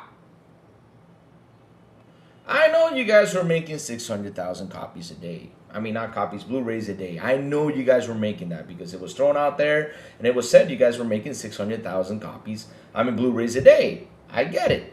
You were making 600,000 Blu-rays, and in total it's 18 million per month. I get it. Yeah, I get that. But if you did not prepare your fan base or your publishers, wow. That was a very stupid move on your side right there. Stupid and idiotic right there, because you had the time to prepare them. And not only that, even though the signals were out there, because look, like I said, Xbox prepared us for this. We've been since 2014 buying digital. We've been since that. And sometimes, you know, when we go to Walmart or we go to one of these stores and we go by the video game section to look at stuff, and all of a sudden we find a disc in there, but we bought it for $5. We bought it for $3. We did not mind that, because trust me, there were CDs in there you can buy it for real cheap. We did not mind that. We said, $5 for a game, I'm getting it. You know, cool. Because at the end of the day, these companies, when it comes to Walmart, when it comes to Best Buy and all those places, they need to move inventory, and having that thing in stock for a while, of course they were going to drop down the prices. Of course they would. But, damn, you guys did not give out that warning to anyone else? Wow, that's terrible. That is terrible. Terrible, terrible move on your side. So, it's been nearly a week since PlayStation has announced it was killing physical disc products for the PS5 and likely PS6 in 2028. While the company claims this is due to changing consumer preferences, it failed to inform its publishers, business partners, or even branches in other markets before making the move. Wow.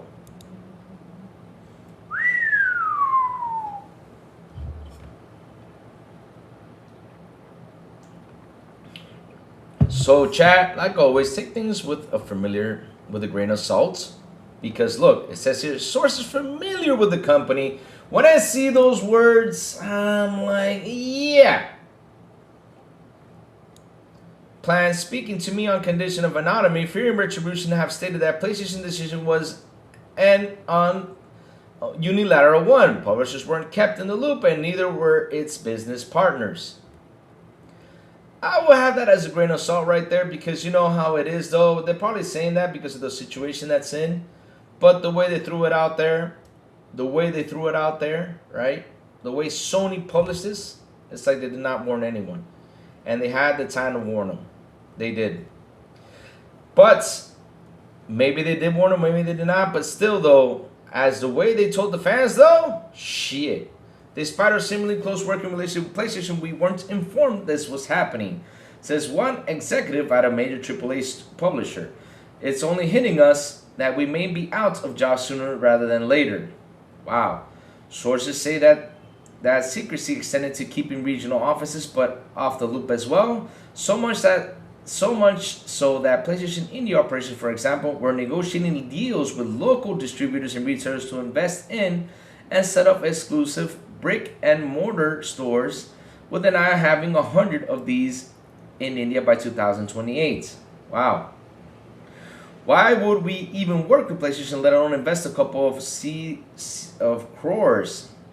For those outside of India, 1 crore is an INR 10 million on a store that they won't be selling discs, says one investor that approached. What is worse, PlayStation India didn't even tell us this was happening before it went public, but it kept us to put money in all the same. They didn't know either. While we are yet to see any public backlashes and from publishers, conversations with the console giant in private have been frosty. Those privy to such communications claim an attitude of condescension. Sorry about that. With PlayStation going so far as to telling them to take it or leave it.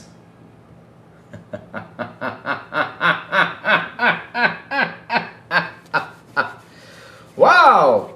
PlayStation, y'all became Nintendo now? I'm talking about Nintendo from back in the day, chat. I'm sorry about that, but I had to say it that way. But I'm talking about Nintendo how it was back in the day, though. You know how it was back in the day when they said, if you put games over here on Sega, fuck you, we're not publishing your game in our stores. Oh, they became Nintendo now, probably so. From back in the day in the Sega console. So Nintendo, don't be mad at me. It's in the documentary. Go sue the documentary, not me, just in case. Now, I won't be surprised to see the company tone down the arrogance when it inevitably breaks its nearly week-long silence on social media. I reached out to PlayStation for comment and received none at the time of the publishing this. Why would they send you a comment? They don't give a shit. For what it's worth, move like this does a little help to the game's business. Consumers want to own their games. PlayStation's entire identity is rooted in physical media. It's disturbing how CEO Hideki Nishino thought this would be a good idea. Bro. You guys. Hey.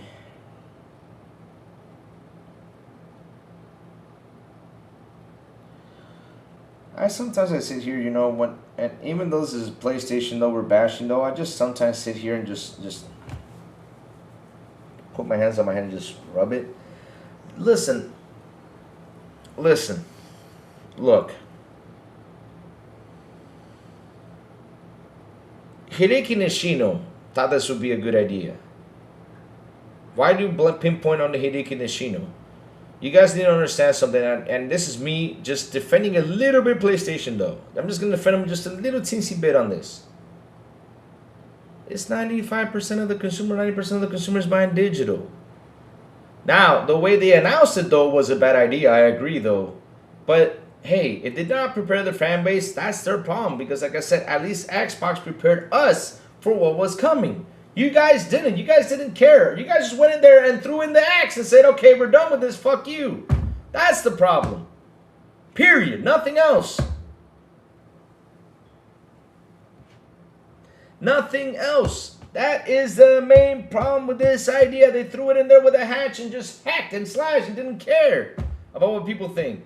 Instead of giving them warnings since last year about everything that was happening, which you all should. Because if you look at the charts from Matt Piscatella, we see the decline, right? He's literally pointing it out. And not only that, you guys have been saying it for quite some time. You guys have been putting warnings out there because, look, here's an example. And, it's simple. How did the PS5 Pro come out? It came out digital, right? With the option to add in a disc. So that's a warning. The same thing with the PS5 back in the day. When the PS5 came out, there was a digital and a physical one. That was a warning right there too. So if you guys were doing this, because the gen before, all your I don't know if there was a PS5 that was digital. I do not know, chat. I do not know if there was a PS4 that was digital. I don't know, chat. I don't know if that was there because, I was mainly focused on Xbox. But at the end of the day, though, shit. This generation, you guys put out a PS5 digital and a regular PS5, and now you guys put the option to have a disc on it. You guys should have been out there explaining that sooner or later physicals would have been gone. But you know what you guys did? You guys have what you always do. You don't communicate with your fans. You just stay quiet. And you let people be confused about your bullshit. Look at what the PC side of things. You guys did not come out and say, well, we're not putting our games to PC, blah, blah, blah. And now you guys are saying, oh, yeah, if we need to do it, we need to do it. You're still not being clear about things. There was never there was never, okay, good. Thank you for telling me that. I'm just saying I do not know because I was more into Xbox, though. I know there was an Xbox One that was digital, though. Xbox One Series, that was a digital. Xbox One S, sorry. Xbox One S, not Series. Xbox One S, that was a digital one. I remember that. Reducing a legacy spanning multiple console generations to mere 3-paragraph blog post and implies utter disdain for its audience is deranged to say the least. And it appears that its own publishers and business partners that PlayStation have profited from immensely have been subjected to the same fate. Oh, that's how it is, though. BB, I'll go there, BB. Just give me a second, BB. I had to read this loud and clear. But yes, PlayStation, you guys should have prepared your fan base. You guys should have prepared your publishers. If this is true, did you guys not tell your publishers nothing? And your partners? Wow, you guys suck. You guys suck. Seriously, you guys suck.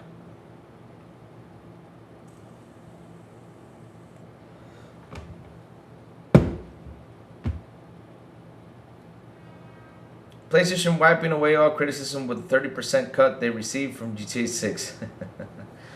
PBA Pro Bowling 26 actually good. Oh, there's a bowling game? Oh, don't tell me that though. I'm gonna be playing that. Yo, Louis, PlayStation released a digital controller. What now? What is that? Digital controller is supposed to be an analog controller. So wait a minute. So we're gonna have a controller now that's gonna pump up the buttons and we're gonna be like on the air, like just rubbing our hand.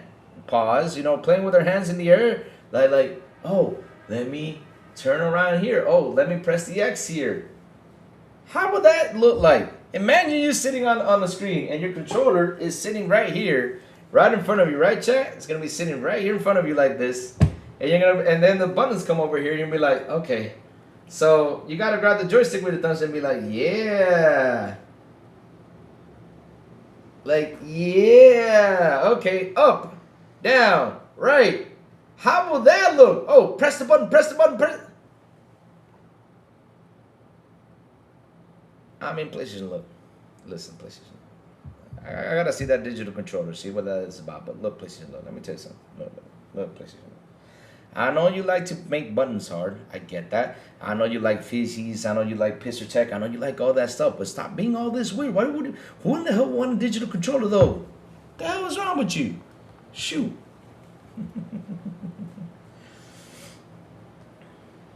2 weeks ago, I literally heard Mooch's panel trash Xbox for talking too much and praise Sony for saying nothing.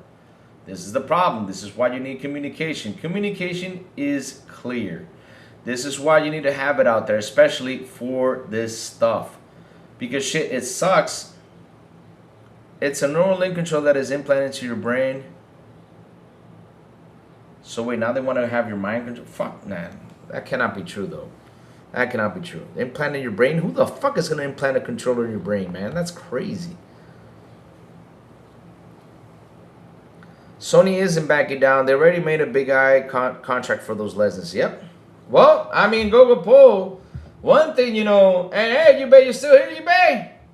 You know, Magra's right. They were building a factory to build something, but it wasn't RAM, though. But they didn't build a factory, though the factory was already there. They just took away the physical disk to build this. I'm Captain Lucy. Oh, okay.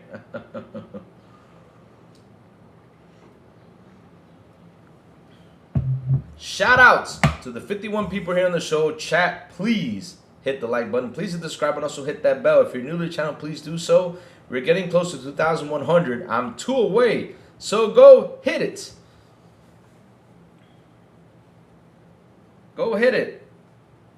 Christian, you will play the bowling game with me on the 14th? I will win, though. Here's the thing, though, baby money. Here's what's going to happen, though. When it's your turn, I'm going to have to wait 30 minutes for you to bowl. Because you're going to say, I got a girlfriend, leave me there. So, while you're doing that, I'm going to be playing the game on PC while you come back and bowl. Shit.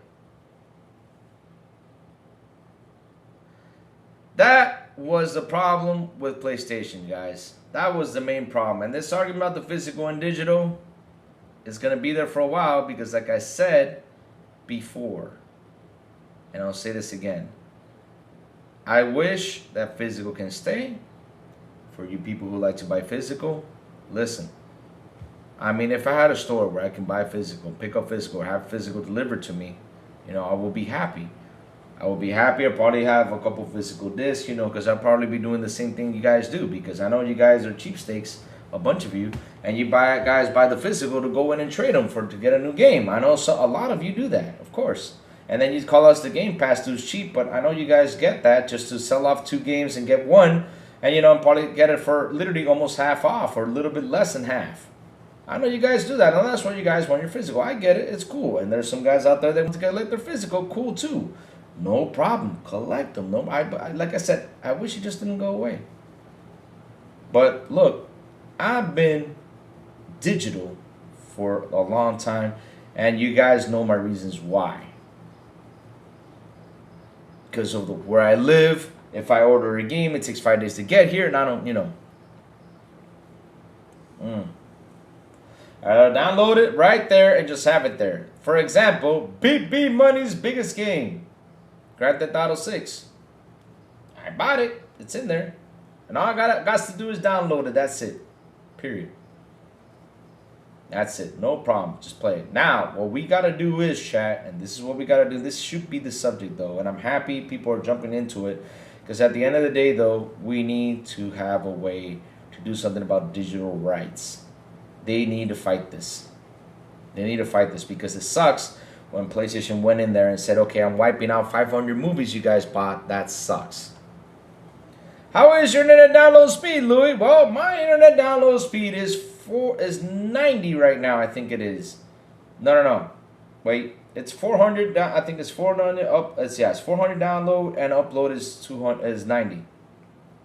400 download, 400 megabytes download and upload. You know, yeah, that's what it is. I'm digital, but I can understand the solid points the physical buyers are saying. Yeah, I understand them 100%. Survey, look, I understand them, and I agree with them for them to go out there and fight this. I agree with them 100%. The problem is that you guys are so small and tiny that it's going to be a hard fight to win. That's the problem, because if it was 50-50, you guys had a fighting chance, but you guys are like literally like 5 or 10% though. Hey, Poppy P60017.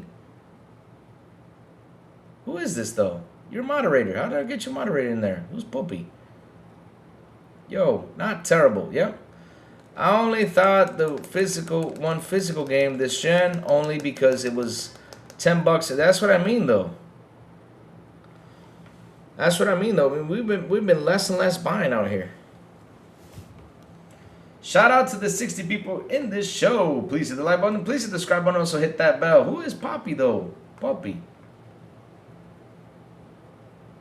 Pip. Last physical game I bought, funny enough, literally is coming out again as a remake.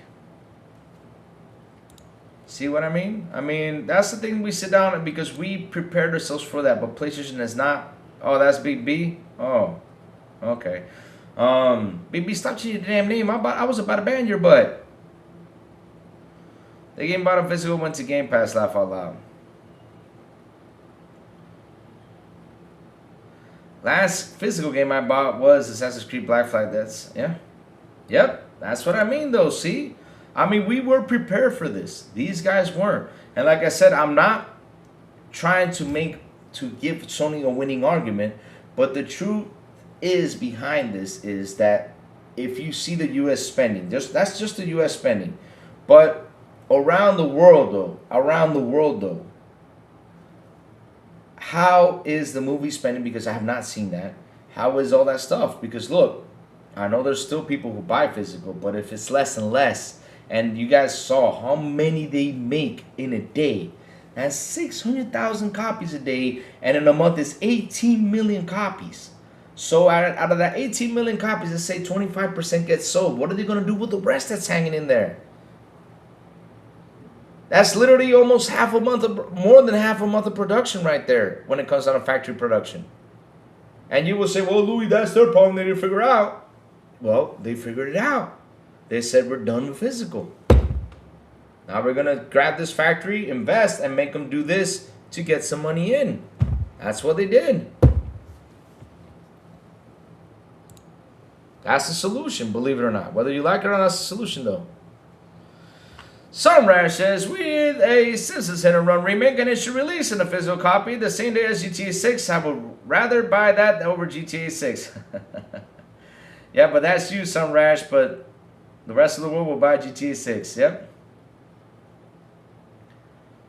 Oh, Kirpymon, you guessed it. SmackDown versus Raw, here comes the pain. That was the best. For me, that was the best one, though. Damn. If it was a physical fan, I would just buy empty green DVD box and print. Oh, there you go. That's actually a good idea, too.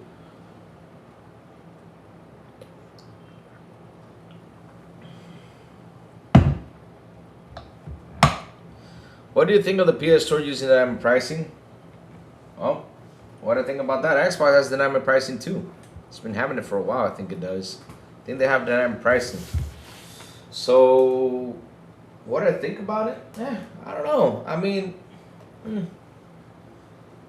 some people say it's anti-consumer, but what I find anti-consumer is when they have it like messed up. Like, for example, there's a person that sits in their home and they have Red Dead Redemption 2 Dubai, like they put out a tweet on it. And his wife next door has a PS5 too, and she has it for less money. Now that dynamic pricing is messed up. It should be for everyone if that dynamic pricing is going to happen. But they have it, it's messy in there. They don't? No, they don't? You sure? Because I Googled that up and it said it did though.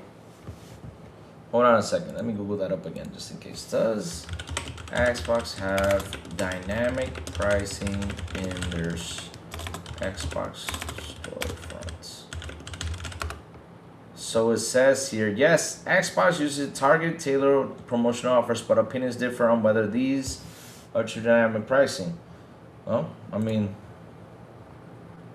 hold on a second. I guess they don't. I Googled the other day. It says it did. And even Joey told me that I did too. Dynamic pricing. Let me see. As for use personalized seller discounts and standard baseline pricing rather than true surge dynamic pricing, debates online whether. Oh, okay. It hasn't been confirmed. Okay. I see what you mean now. All right. Because Joey told me it did though. I'm confused now. You know. And also I Googled it up that day. It said yeah it did. Now it doesn't. Okay, cool. Only PlayStation does. I did not know that though, because I remember I Googled it up and said it did though that day, but now it's saying it doesn't. Yeah. Gaming these past 2 weeks have had awful news overall. Wow, survey. I wouldn't say these past 2 weeks. I say for after the showcases, everything went to hell. Look, everything went to hell. You think this will kill GameSpot? Is GameSpot still alive though? I'm being honest though. Like I said though, for like after the showcase, everything went to hell. Everything went to hell. So Google, just to answer your question about dynamic pricing, if they're gonna do dynamic pricing, like for example, in all the stores around the world, like some prices differ on because of the money exchange and everything, okay, I get that. But if they're gonna do dynamic pricing, they better have it for they better do it for everyone, not for me sitting right here and the other person in the next room having a different price. That's insane though. They gotta fix that shit in order for that shit to work. Now, if they keep on doing it that way, that's fucked up. So there you go. That's my answer about dynamic pricing. The exit pricing on consoles being people laid off, games no longer being physical, none of positive news, no matter which way wants to twist it. So look, after the showcase ended, it's been 3 weeks or a month. Yeah, it's been a month and a half of just bad news, bad news, bad news.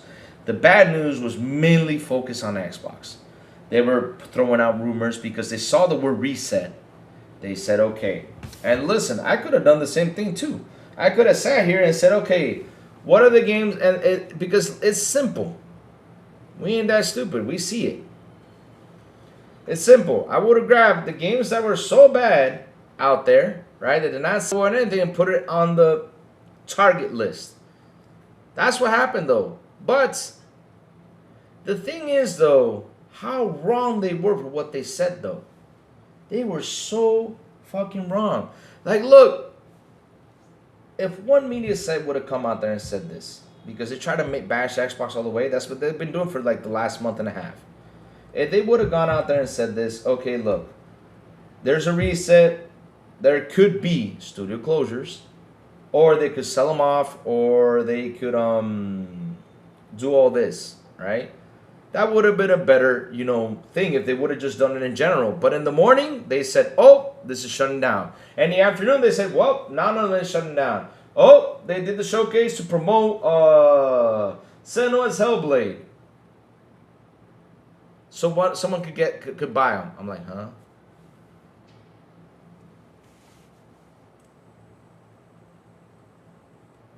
Like, seriously. It was all bashing Xbox, front and front out. The only time something made sense is when Jez Corden did that interview, or when they invited him to a show. I don't know where it was, but they asked him a couple questions, and right then and there for what he said, or I think it was in his own show. I don't know. I just saw it out there. He said, well, it'd be PR nightmare if they shut down the studios after what they showed. I think they're going to be sold off. I think they're going to become independent. When I saw that, I said, that actually makes more sense. Instead of you writing a thing and you bash Amy Hood about it, because of course I understand we can't stand Amy Hood. I can't stand her either. I wish Amy Hood and Satya would be gone, because seriously, I just can't stand them. But at the end of the day, though, you went in there and talked about like this thing was going to be shut down and made it sound like State of Decay 3 was going to be shut down. Wow. I'm like, bro, that's what happened this past month. And then, when finally PlayStation came in and made their biggest boo-boo out there out of the history in PlayStation gaming, their biggest boo-boo out there besides Concord, because Concord was a big boo-boo, right? It was. We got to say it loud and clear. Concord was a big-ass boo-boo. They made that boo-boo. Everybody shifted to PlayStation now and was like, good God. But media still try to bash Xbox. For example, well, it's like this. You know what they did? They went out here. Like, I'm gonna put myself over here. I'm gonna hide right here. You know what they did, chat? They were hiding behind a stick, though. Behind a pole. Where you can literally see them, and they came out and be like, hey, guys, hey. The Helix is not going to come out with a physical disc. And they went into hiding.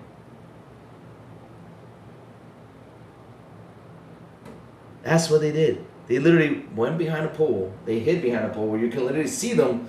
Because this is me behind the pole, though, where you can see my body, but you don't see my face. And then I come out and whisper that out there just to bash Xbox. And after a whole day of people bashing PlayStation, they had to turn around and talk about it. The Verge did the same thing on Sunday. Christopher Dring, which he got literally bashed. And I'm glad he got bashed. I'm glad you got your butt kicked. Because we were tired of saying it. You're a PlayStation shill. And now we saw the truth. You get sponsored by Sony. You did not even touch that subject matter. You were saying that Xbox was shutting down Obsidian, which a lot of people was like, huh? They were on the list, huh?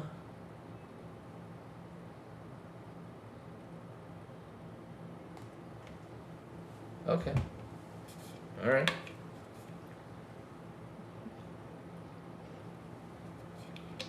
Jason Schreier. Oh, they're shutting down. Oh, wait, they're not shutting down. Take that back. Huh. So basically, you guys were like how Oh No, It's Alex said it this morning. Basically, you were throwing shit at the wall trying to see what sticks, and you guys did not stick it.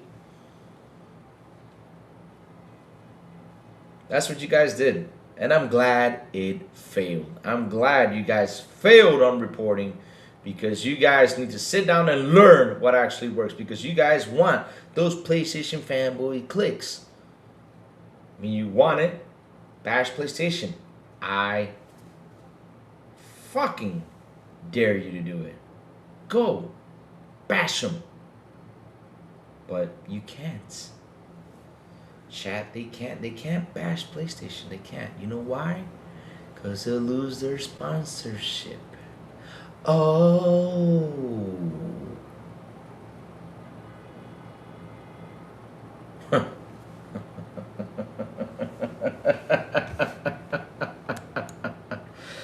Out of all things, positive things that came out of this was that, chat. And I'm happy it did. I'm seriously happy it did.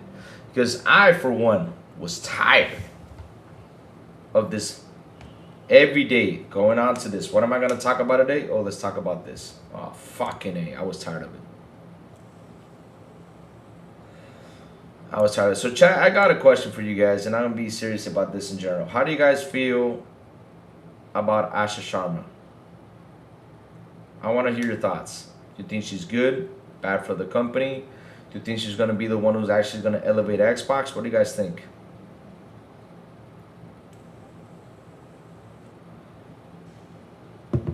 Blade not shown the showcase, or his Blade graphics look horrible of Blade, or being canceled, or Arcane closing, or we're sorry it's not closing. Well, Trayvon, I don't know. Here's the thing, though. I had this discussion yesterday with a friend of mine. We've been discussing in the back about things, and look, I'm not gonna be here to bash Arcane. I mean, they make cool games, but for me, for like example, I wasn't a big fan of Dishonored. So on let me see. Yeah, but people fed into all that BS, but now they didn't believe any of it. Stopping yourself in that position and stop behaving everything you see. So Asha's good, but I honestly think MS wants to leave hardware. That's what you think, though. But MS wants to lose Xbox. Doesn't want to lose Xbox brand. Okay.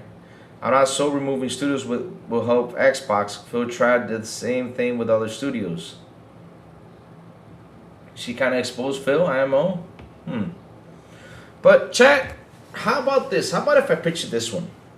How about during that time, though, Phil was actually trying to do something good. The thing is that good went way too far, and it was other people that pushed the boundaries and did not do what they had to do, though. Because Phil's idea was not bad, though, but just too much creative freedom was a problem, though, to be honest. How does she get her hair so perfect? Or corporate man, I mean, I'll tell her. Let me tell her this. You want me to ask her? I'll ask her. I'll just send out a tweet. See, hey Asha, my chat in XBI wants to know, how do you get your hair so perfect? I will seriously put that tweet out there. I'll probably, she's gonna be like, huh? That's a weird tweet though. like what the hell? But all you gotta do is tweet that out and ask her though. Yeah, but To be honest, though, here's my take, though. I like her messaging. Her messaging has been clear. She's being frankly honest. She's literally telling you what's going on when it comes down to the Xbox business. She literally told you, okay, look, we have 40% more people that we needed. She uses her. Does that shit still exist, though? Yo, B! She says Asha is needed. Asha is needed, and I believe in her 100%. She's being fully transparent, and she is resetting everything. Do what you gotta do. Good answer, man. Good answer. I mean, if you guys are mad at her, too early to tell on Asha, though. You say, okay. That's cool. That's cool. Listen, this is an honest question, though. You guys can say whatever you want. I will not be mad what you say, though, because, look, I know a lot of feelings are mixed right here with this situation, though. I mean, we got the layoffs that happened. That sucks. We got teams slashing half because one thing that hit me was it as software and everything. But shit, I get everything that's going on when it comes to, like I told you guys. Please, Louie, and thank you. So you really want me to go out there and ask her about her hair? I mean, this is what I'm gonna do, though. I'm just gonna capture your question right here and post it out there and say, Asha, this is what chat wants to know, not me. So she doesn't feel weird. Louie asking that question, though. So she doesn't, though. But you know what I mean, though. She uses herbal essence. That's so funny. Can you imagine Asha responding to me? Well, you know, I use this hair products and everything. Oh, Lord, I'll be laughing so hard. I'll be like, oh, God, Asha. And then, you know, I'll probably be the joke out there of the tweet, though. That would be a funny one. Yeah. Asha, don't buy studios. Don't do what Phil did. To be honest, though, if you ask Louis, was it a good idea for Phil to buy studios? It was a good idea, right? I'll be honest with you, during that time it was a good idea. But the bad part about this is the creative freedom behind those studios. That was the problem. Because look, no matter what, you look at the talent, though. You had Ninja Theory, which they could have made a hell of a Hellblade, but you know, they just focus on it graphically and sucks. You have Double Fine, which they made Psychonauts 2, Brutal Legends, Full Throttle. They made a lot of cool games back in the day. I'm telling you, this was good talent. Compulsion was the only one I had my doubts with. Like, literally, Compulsion. I had my doubts with, you know. Even that's up, hey, that's up to you, man. It's brutal for this business to have the generators to sell consoles at 1K. That's another thing we gotta tackle too. And then Undead Labs, which were literally just pumping out content for State of Decay 2. And to be honest, though, State of Decay 2, even though I love the game, and seriously, I love State of Decay 2. I play the heck out of it. Graphically, yo, it was not good. I mean, I remember one day, chat. This is me. One day, I installed the game to play it because I said, let me go back to this game. It's been a while. Let me go back and play it. When I installed the game on my console, I saw trees smeared. Like, literally, trees look like poop. Like, if someone grabbed pooped and just smeared the leaves on the trees. It looked like that. I was like, what? So, the problem was the creative freedom behind it, though. I don't like it. Layoffs. It Tech is an incredible engine. Firing those coders is bad look. I am on. Yeah, that's the only thing that hit me, though, right there. Because it could have done a lot of stuff. Now, what happened to Halo Studios, though? Halo Studios. I don't know how they keep surviving, though. That one's got me a little bit aggravated right there. But other than that, though, look, they were going to trim down the fat no matter what. And if they have 40% over the people that were working in there, that's crazy. 40% more, getting paid, and still getting the same results? No way. I have to admit, I was disappointed in what I saw of the alpha gameplay. Really? You were? It doesn't look bad, but just looks like a really? Wow. See?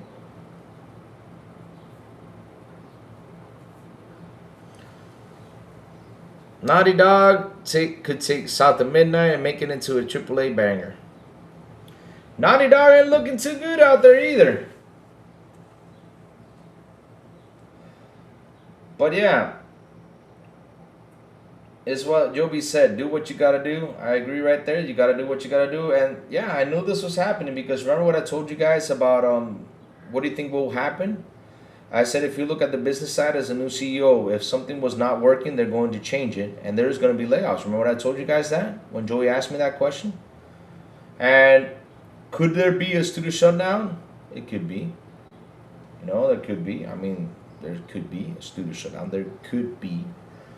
But yeah, good thing there wasn't. Good thing, you know, they said here, go. Here's your IP. Have a good day. You guys are going to run away with your stuff. Have a great one. That's it. Everything that MS bottom, I mean, they left with big things. So let's see what they are going to do with the things they left for. It's already 8 years since State of Decay 2. I expected more new gameplay, much bigger map. When I saw the alpha look very samey, I still want to play it. I'm just not as excited. Okay.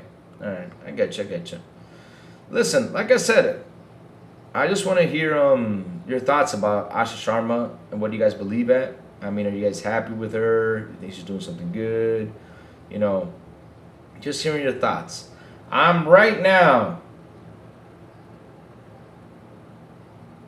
with Asha, 85% in.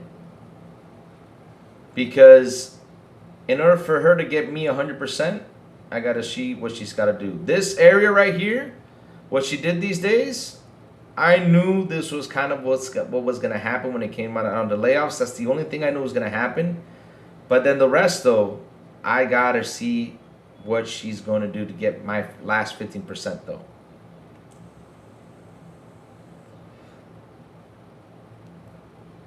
Yeah. That's the thing, though. I mean, these guys, that's what kind of irritates me when because look, here's what's funny, Chad, believe it or not. If they did something good, Asha would have kept them.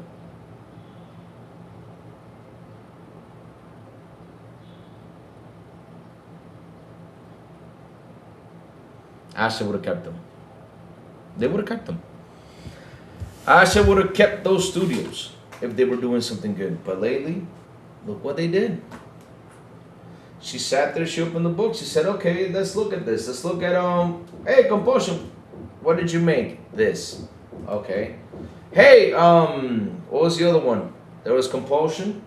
Hey, Double Fun, what did you guys do after Psychonauts 2? Because Psychonauts 2, you were developing that a long time ago, and you released it because we brought you the money. So, okay, they released Psychonauts 2, but after that, what you guys do? State of Decay, what you been doing? 7 years? For this? You know, I'm not saying it's going to be a bad game because State of Decay is an actual fun game, though. I like State of Decay games. They're fun. So, what was the other one? And Senua. Yeah. Senua was the one that really. Senua and Compulsion, I was literally thinking they were going to be shut down. No joke. 100%. Because when I sit and I look at Senua, I'm like, yeah. I can't believe Rare survived. Why do you think Rare is going to be demolished, though? Rare has Sea of Thieves. I mean, if Rare did not have Sea of Thieves, Rare would have been totally demolished, though. Because, look, when they get rid of Halo Studios, I don't want to hear how Xbox destroyed Halo by getting rid of Halo Studios. Oh, you know they're going to do that, Treybone. But you know what, Treybone? A lot of us, I'm telling you, a lot of us, in the back, we be like, yay. Seriously, my God. Halo Studios still survives, though. Because one thing they told, and these are my friends speaking to me, my friends in the back, they tell me, when was the last time Halo Studios made a hit? A Halo hit? Because Halo Infinite, though, it was good. It was not bad, but it wasn't a hit. Halo 5, though. Yeah. Halo 4, though. You know? Yeah. I wanted to pick up the studios. Probably Sony. I mean, I'm just joking. Probably, you know, yeah. Yeah. If Sony got any of the studios, we will never hear the end of it. Laugh out loud says X. I mean, we don't know. Look, we don't know. But here's my take though. That's their problem. Our problem right here, right now, is this. Let's see where Xbox is gonna go. Let's see where is it going to land. Let's see what's gonna happen. Now, like I said, as CEO, she made all the right moves. If something was messy, you got to clean house and get it going. If she would have literally destroyed the whole brand, I would have been pissed.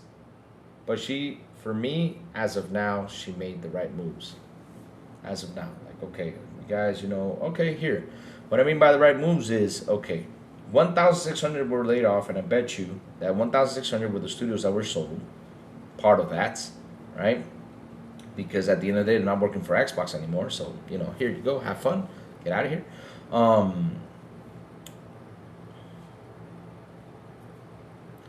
To be honest, I'd be more upset over Double Fine and Ninja Theory. So, Survey, here's the thing, though. This is why I'm really upset about Ninja Theory, though. 2020, we saw the trailer. We thought we were going to have Senua be like a Devil May Cry sort of character, going in, hacking, slashing, blowing up things, you know, shooting things. I mean, not shooting things, but you know what I mean, though. You know what I mean by what we were expecting. And all we got was a 7-hour-long game. How much money was put into that game, though? That's the questions we got to ask, though.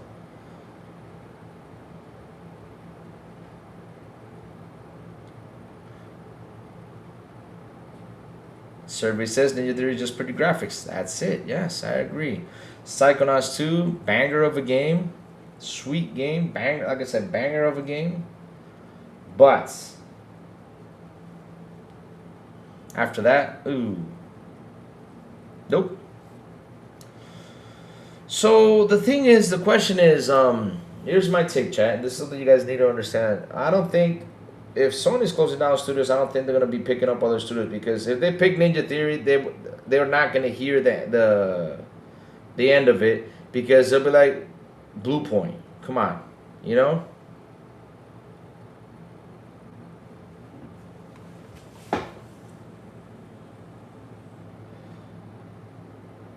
I didn't get that all from the trailers of Hellblade. Interesting. Yeah, because I mean, when we saw Hellblade, we were like, wow, this is going to be a banger. You know, this is big. And, you know, we saw the behind the scenes with Hellblade and all the work they put into it. Like, yeah, this is, oh, man. Oh, shit. When they come up with the game, they're like, people are like, 7-hour-long game. How much money was put into that? Ugh.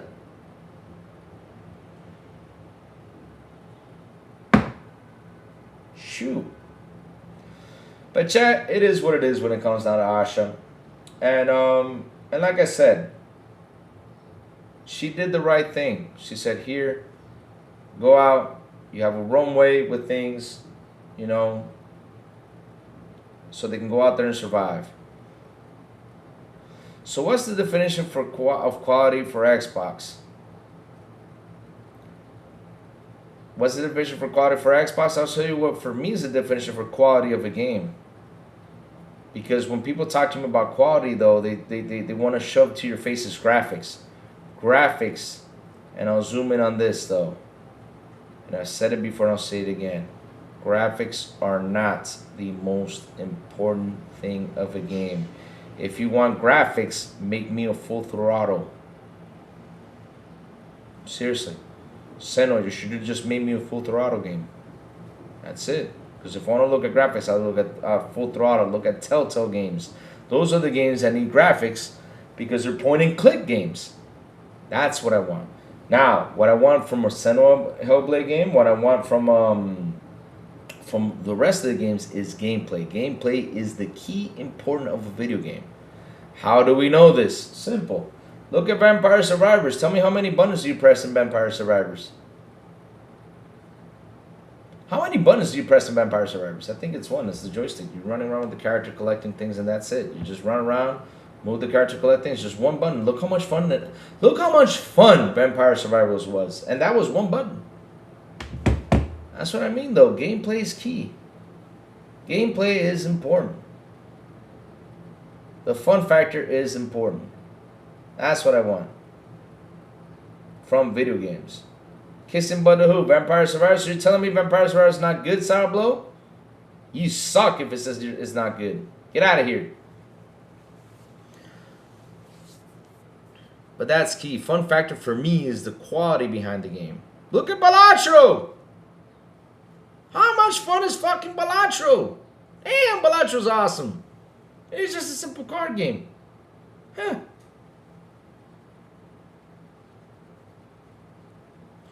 Nintendo's absolute proof that gameplay, creativity, imagination are way more important than pretty exactly. Oh, yeah, Yubei is right. You hit A to choose. Yeah, you're right. You're right. You're right, Yubei. You're right about that. Sorry about that, Yubei. No, but you know, I'm talking about the main gameplay because, okay, that's you selecting stuff, but the main gameplay is you're running around with the joystick and that's it. One button. Look how much fun it is. Sour Blow says Xbox dead again. The funny part is I did not see that much of Xbox dead out there. I just saw people flipping on PlayStation. The only one talking crap out there of all these idiots is Nib. Sorry. Nib is the only one going out there talking shit. But then the other ones, like, I was impressed by Proto Rock. Chat, look, I'm being serious though. I was impressed. Hold on. Even though he was bitching though, but he was right though. Let me look. I was like, what? No way. No way. This cannot be true. When I saw this, I said, this cannot be true. Proto Rock?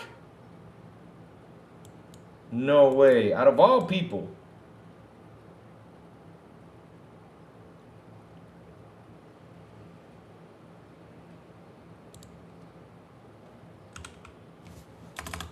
Hold on, let me find it, chat. I was like, what? Out of all people? Out of all people? You made a comment like this? No way.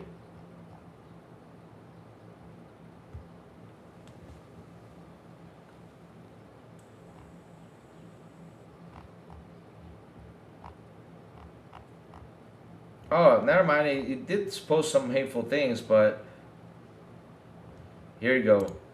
When I saw him post this out here, I was like, whoa, this has been, it's like, sometimes I say, I believe, I gotta play the lotto though, but this one. He says loud and clear, at least Xbox Studios get to stay in the industry under someone else or on their own. That's more than what can be said about Blue Point. Would have been nice if they could have stuck around.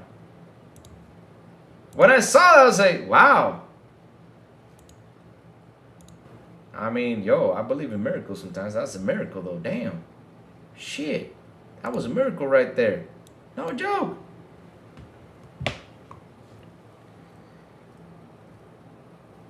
I need one more Vampire Survivors. You'll see I have all the achievements. I played the crap out of that game. See what I mean?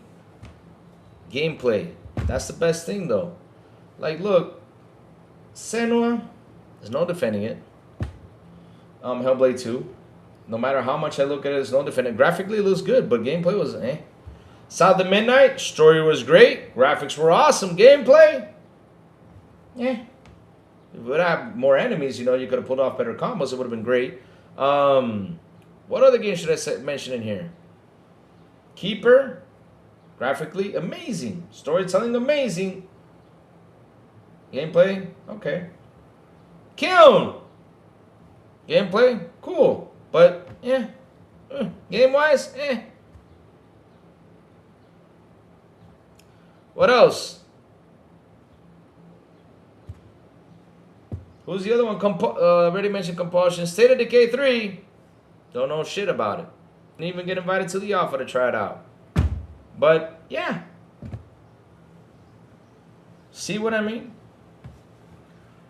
Let me mention another good game this generation. Hogwarts Legacy. Elden Ring. Should I keep on going? I'm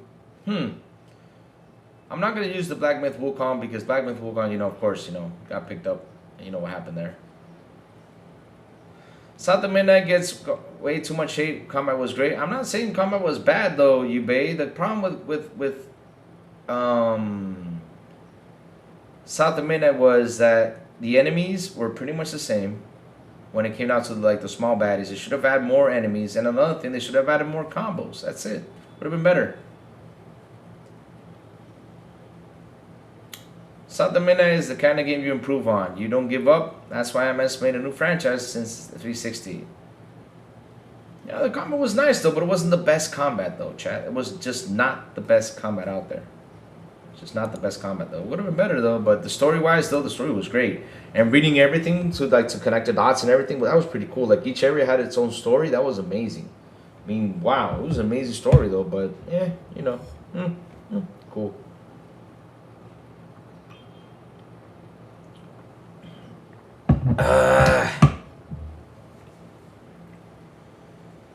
Redfall, best game out of Xbox.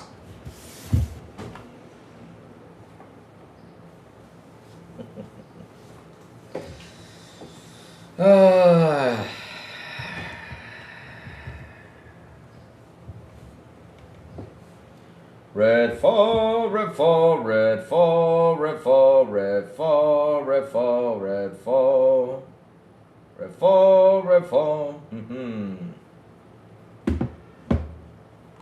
Who said that's a BB money? You know, I'm just messing. You think MS will ever make a new franchise or make the same ones like Nintendo? I just ordered the South America Deluxe Edition with no copy of games, $160. Wow, that's cool. You don't need more enemies. It felt like it's too many. I hate fighting like 6 different at the same time. No. I'm not saying that you need like 100 enemies to jump in the map. No, more variety of enemies. Like for example, we had pretty much the same enemies. We need a variety though. You can have 5 enemies in there that are variety. That makes the game a little bit more challenging though. So yeah, and still playable on Game Pass, 100%. Yep. What's currently wrong with Redfall? Right now, Jiggle 6, nothing. Because when they patched that game up, it got better.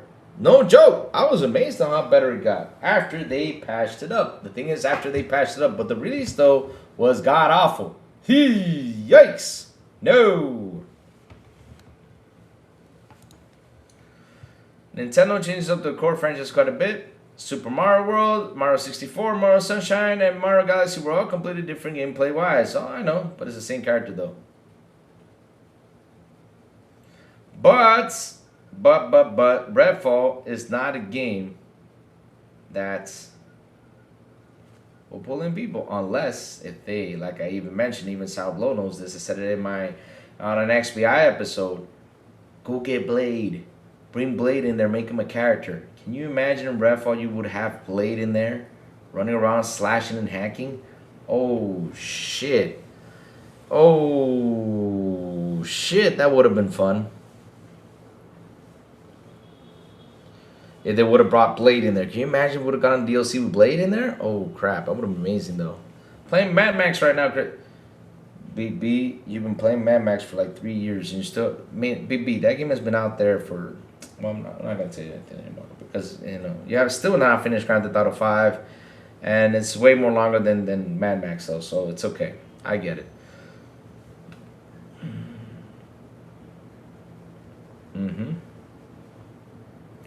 Yeah, but the thing is though, even though it's a different character, their games are fun though. Their games are fun. Nintendo games are fun. I mean, I love Mario Party. To play with my nephews, I love it. Zelda is cool. And I still have not played, wow, believe it or not, I still have not played that Mario game. You know, the last one with the hat running around. Yeah, I haven't played that one. I haven't even played Luigi's Mansion. What's wrong with Lou?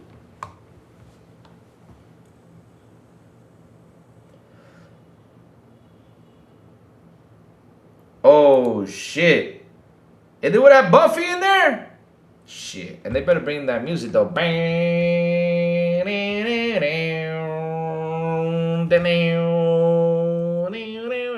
you imagine they had that song in there?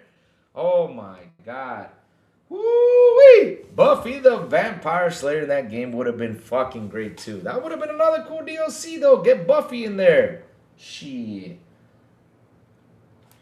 You know what? They should have done Buffy instead of Redfall, they should have done Buffy the Vampire Slayer.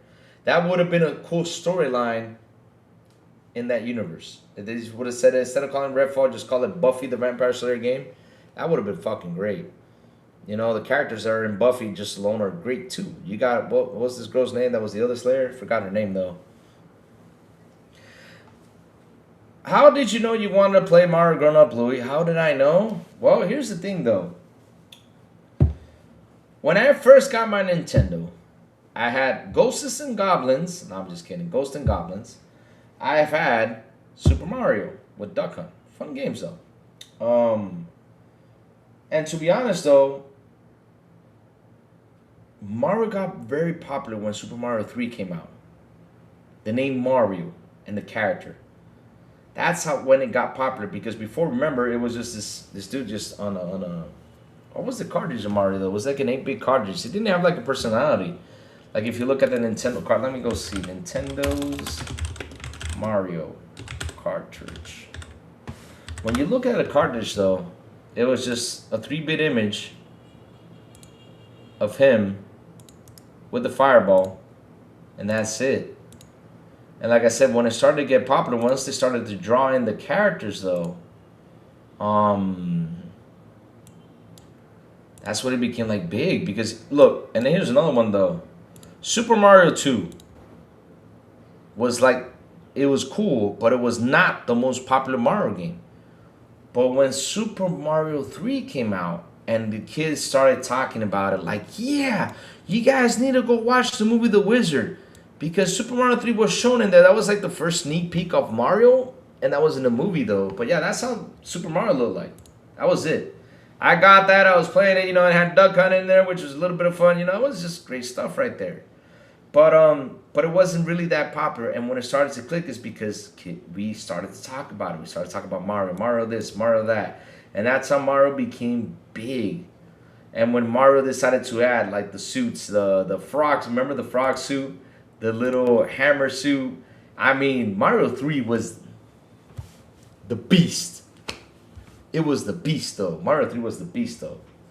Remember we even bought Nintendo magazines to look at, you know, the hidden levels and everything, trying to find out all the secrets. Or we had magazines to figure out the cards, because those card games were pretty annoying though. I gotta say though, the card games and matching the thing was pretty annoying. But man, Mario 3 was the king though.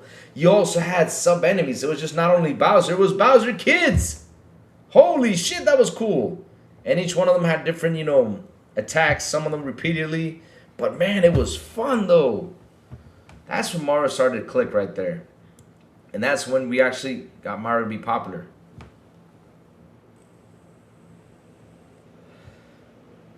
A turn-based racing game? Here's my crackpot game idea. I mean, it could be a hit though. It could be, why not? It could be a hit though. Depends on how you spin it. It could hit though.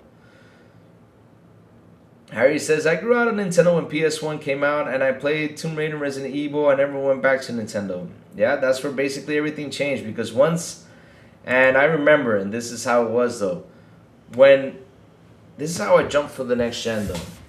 What got me to PlayStation was WWF Attitude.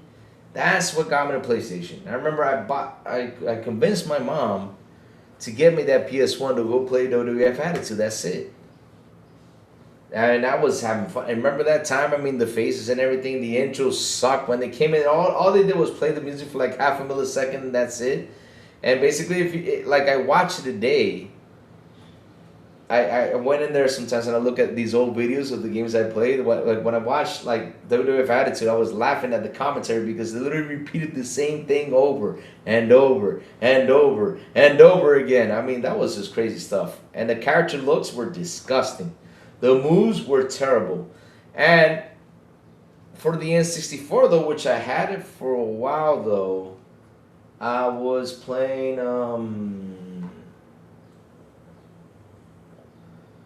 that's when WCW and NWO came out. Oh my god, I really had a blast with those games though. No Mercy, all that stuff. But yeah, man, that's what really pushed me to get a Nintendo. Basically, no, wait.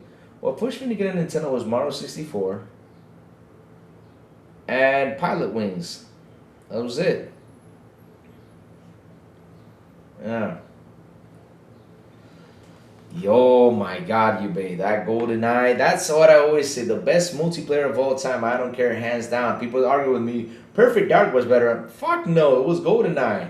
Because the only one I have memories of me going to my friend's house and having 3 other friends, you know, playing that game was GoldenEye. We did sleepovers, play GoldenEye till like 5 in the morning, doing the same damn thing. Throwing grenades, you know, we ordered pizza, stayed up all night, fart up the room. That's what we did. We farted all over the place because with the pizza we ate hurt our tummies. Because that's all we did was just play GoldenEye. Oh my God, we played GoldenEye till 4 a.m.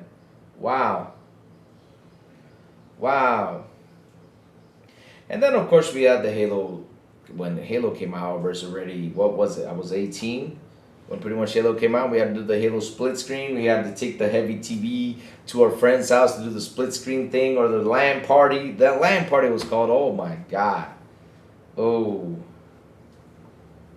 Oh my God, those LAN parties were insane. And also, I played Command & Conquer on PC, taking my PC to my friend's house to do LAN parties at his house. It was crazy. Go play GoldenEye. Hey, it's still good. Hey. Guys, buy all physical games and become truly NFL. You're welcome. Yes, they were. Oh my God. Like, seriously, when you sit here and talk about all that stuff. Oof. We did the same with Halo, except better. We had Ethernet and could link our consoles. LAN party was crazy. Yes, it was. The only thing that was worse about those LAN parties was carrying those big ass TVs. I mean, Jago 6. I had a 50-inch Sony TV with a DVD and VHS in it. You know how heavy that shit was? Oh my God, that was a heavy TV. And the thing is, you had to put a towel inside the car because it could damage your seat. That's how heavy that shit was. Monday Night Raw on Genesis, WWF in your house, WCW Nitro on PS1, WCW Revenge World Tour, WWF WrestleMania 2000, No Mercy on N64, SmackDown on PS2, that era. Oh, that was fabulous. That was fabulous. And I love, and here's the thing though, these wrestling games nowadays are not as good as that was back in the day. Oh, man, shit. Those games were great, man. Those games were great. And not only that, I love the idea, and that's something that's missing on games though, unlocking stuff. Come on, man. Chat, give me a second. I think my nephew just got home. 1 second, let me pull up. Be right back.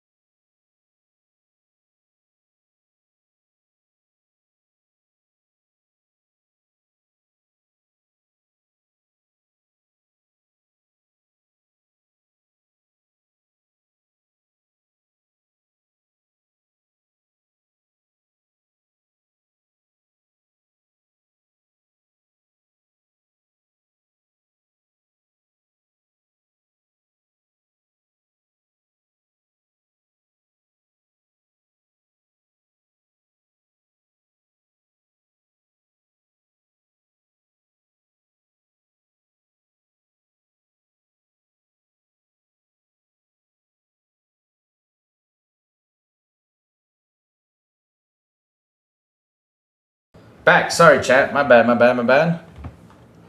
My nephew just came home from his bicycle training. So, chat, I have a nephew that he competes in bicycle. He's been champion several times. So, yeah, he had to go out and train this morning because this afternoon he's going to go visit his grandma. So, yeah. Plugging in red, yellow cables back on the TV. Oh, shit. Don't tell me about that. Oh, God.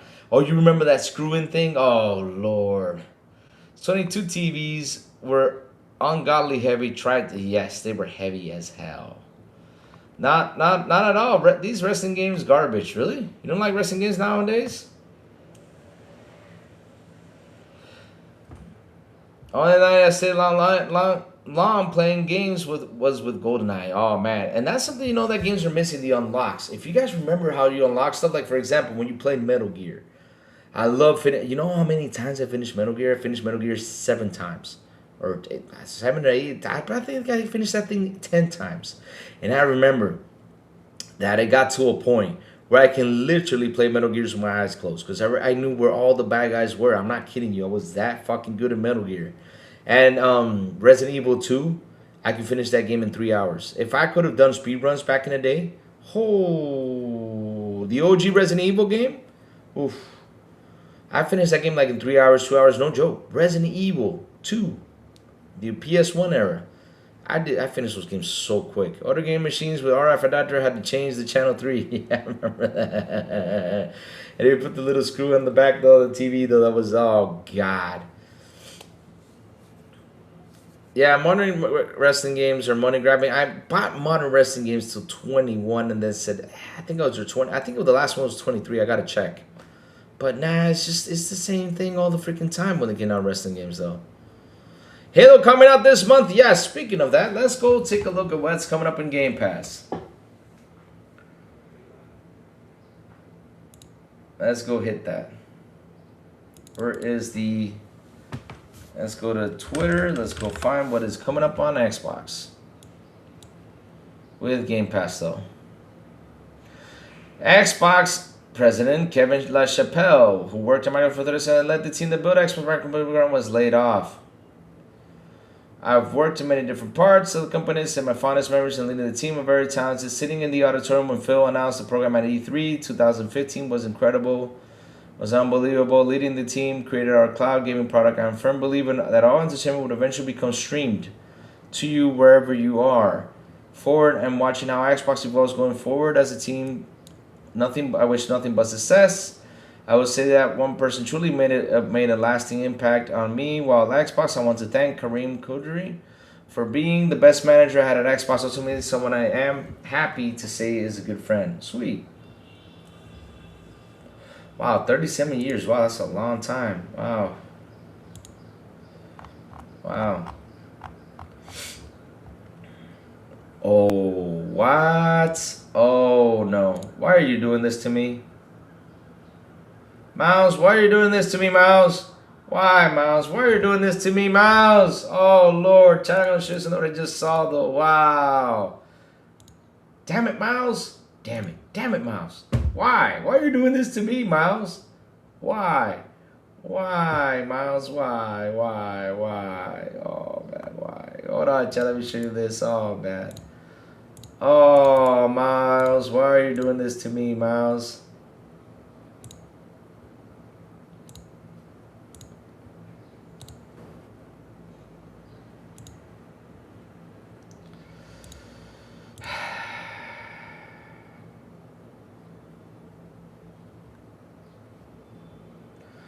You get exclusive lenticular art, exclusive poster, exclusive Michael Myers shape jump variant 6-figure, limited collector's box, which I gotta say though, the collector's box looks sweet.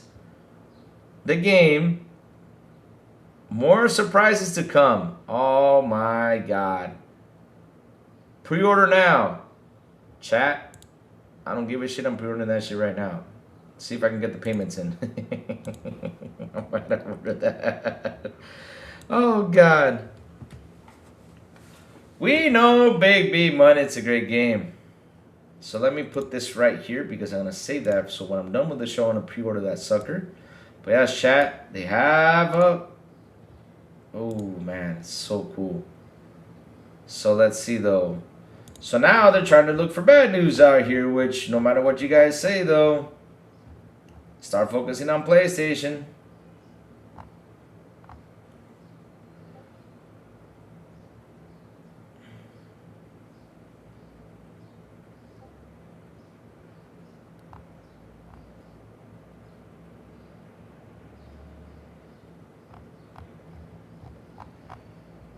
Ooh, let's see though. Where are the Game Pass things right here so we can bring it up? Xbox Game Pass. Let's go see if I can find it. There we go. Game Pass. All right. Got it. BB, where's the Game Pass thing? BB, where's the Game Pass thing? You brought it in here, BB. You gotta see what's coming out to Game Pass this month. I have not seen it, BB.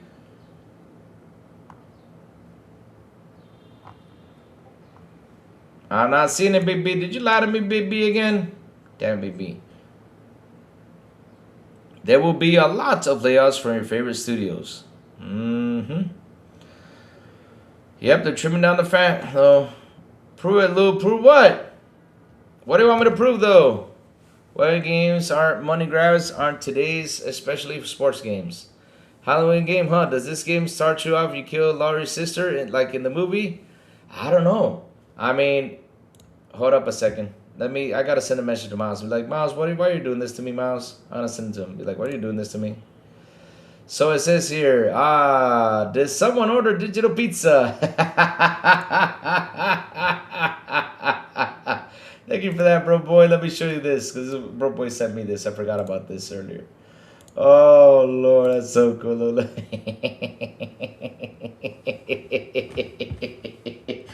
Woo! The digital controller, let's go. Oh, man, that's some great stuff. So let me go see. Baby, where is the Game Pass thing? WD2K games are trash, really? Or are you just saying that to piss off baby money, though?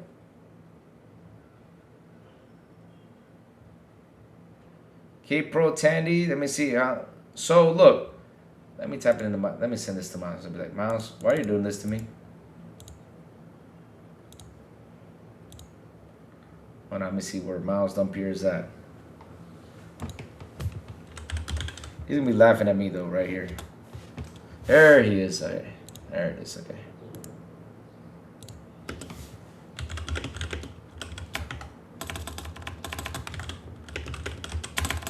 Why are you doing this to me?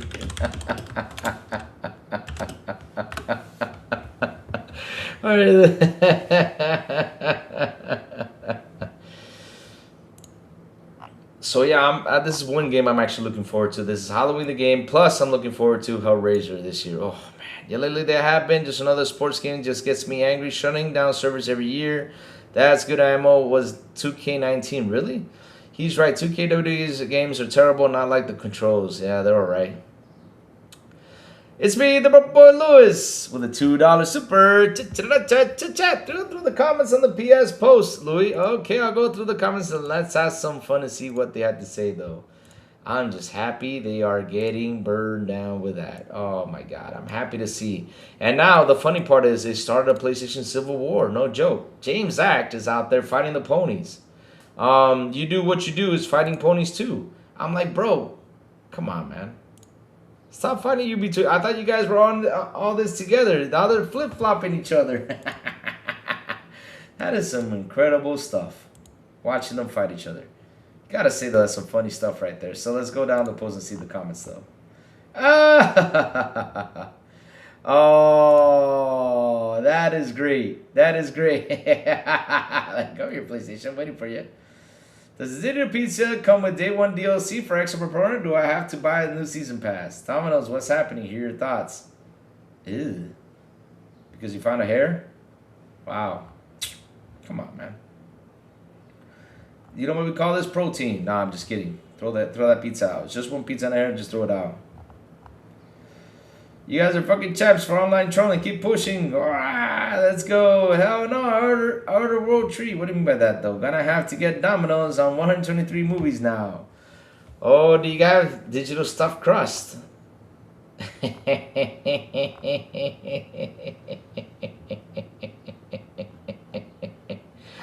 Oh, man. That's so funny, though.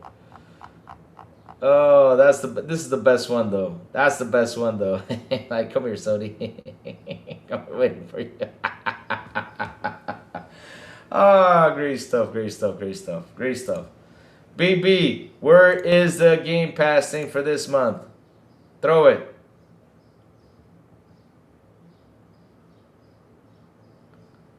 Send it. Shit. So he's right. WWE games are terrible. I don't like the controls. No, open the post. Oh, they linked it. Okay, no. Okay, it's me, the Brook Boy Lewis with $2 super. No, open the PS posted link, Louis. Okay, got it. Going in there, bro boy. Going in there again. Hold up.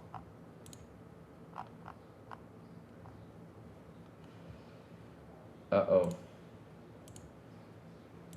Now let's read what they had to say, though.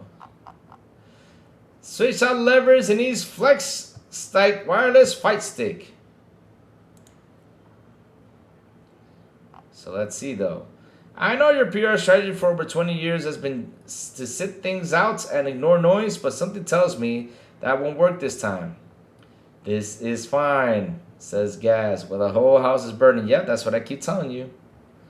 That's what I keep telling you. They don't look at the house burning. Say the Spire 2 and overlay, okay? Shinobi's like, yeah. I'm glad you're getting hit, Shinobi. I'm glad. You're one of the guys. I'm just glad you're... And that Hunter dude, oh, my God. Is it physical or digital, says Stalin83.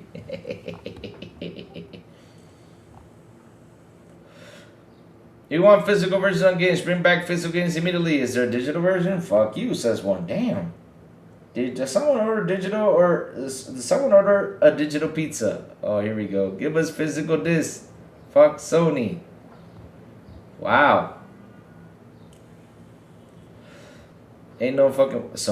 Roses are red, violets are blue. Not bringing digital. Sony, fuck you. Oh, damn. Now they're making up poems too? Holy shit. Nah, look. TY, look. Man, I love you, man. But, bro... No way in hell I'm doing this in my life. No. I mean, I get that physical games are cool, but at the end of the day, though, this is way too much. You gotta dust a lot here. I'm sorry. And I'm allergic to dust, so no. No. That's space too in your house. Well, I mean, you got the cool football sign, so I gotta give you props on that, though, so yeah. Play has limits. They tweeted, get him! Let's get him, boys!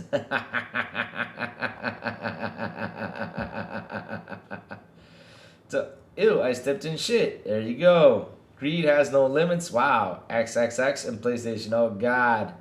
Oh, Lord. Last fight where somewhere is empty. I remember that meme in Xbox. Oh, my God. They did that a lot when it came down to first party games. Remember that meme right there? They did that a lot. To be funny, though. We want physical. That's great stuff.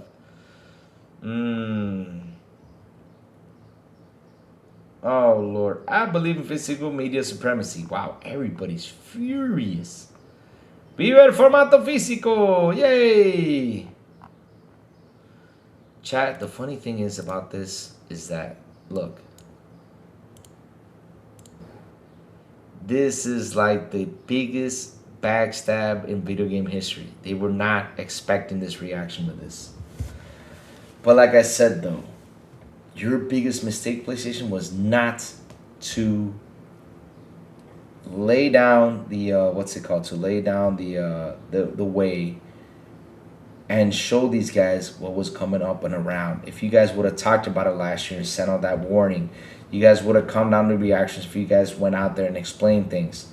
Like physical media, it's not buying that much. What are we going to do? What could be a solution? I mean, but I know you guys are not going to ask those questions because you don't care about your fan base.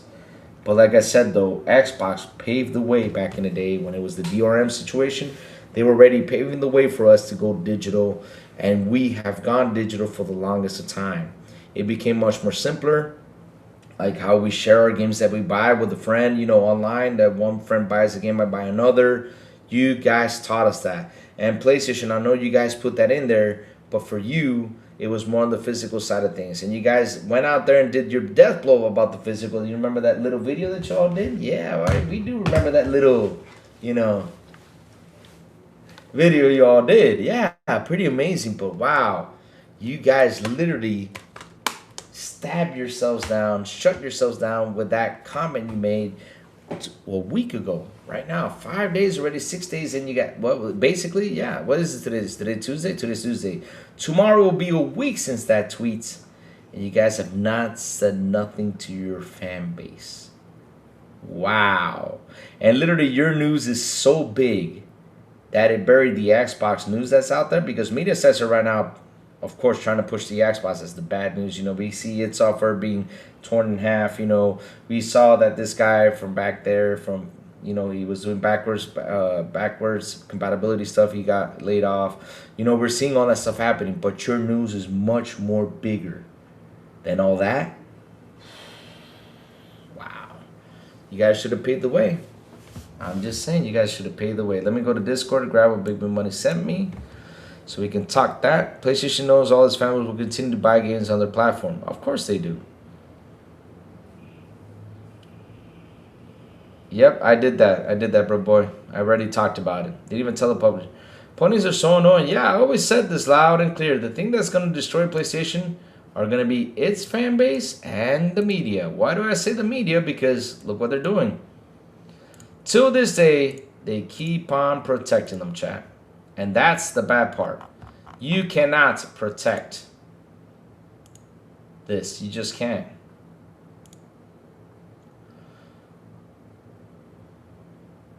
So let's see though. July.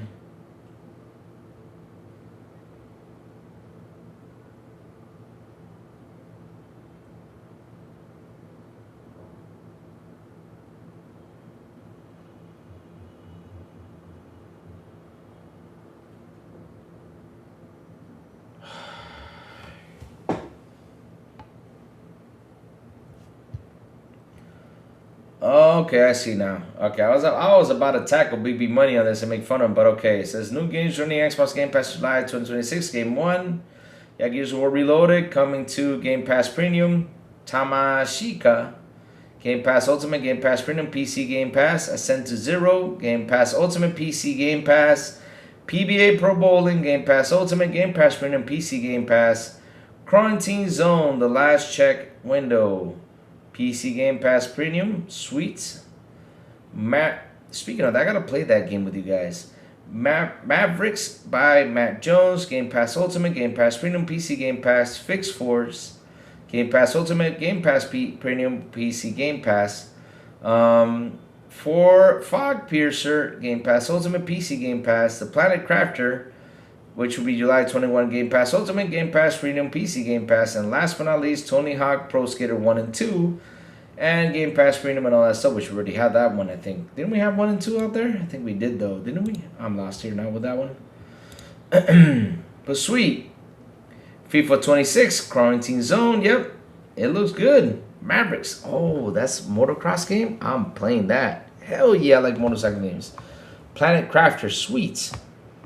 Man, it looks good. It looks good. It looks good. First wave of Game Pass looks good. That's the main media choosing sides. We eating great with Game Pass. Yeah, 100% baby money. We always eating great with Game Pass. That's what we gotta love, that Game Pass no matter what. We gotta love it. Game Pass is good. But weird, I have not seen that being posted out there. Let me see if we can get it. Let me see. Xbox Game Pass. So, okay, here's the list. Let's see though.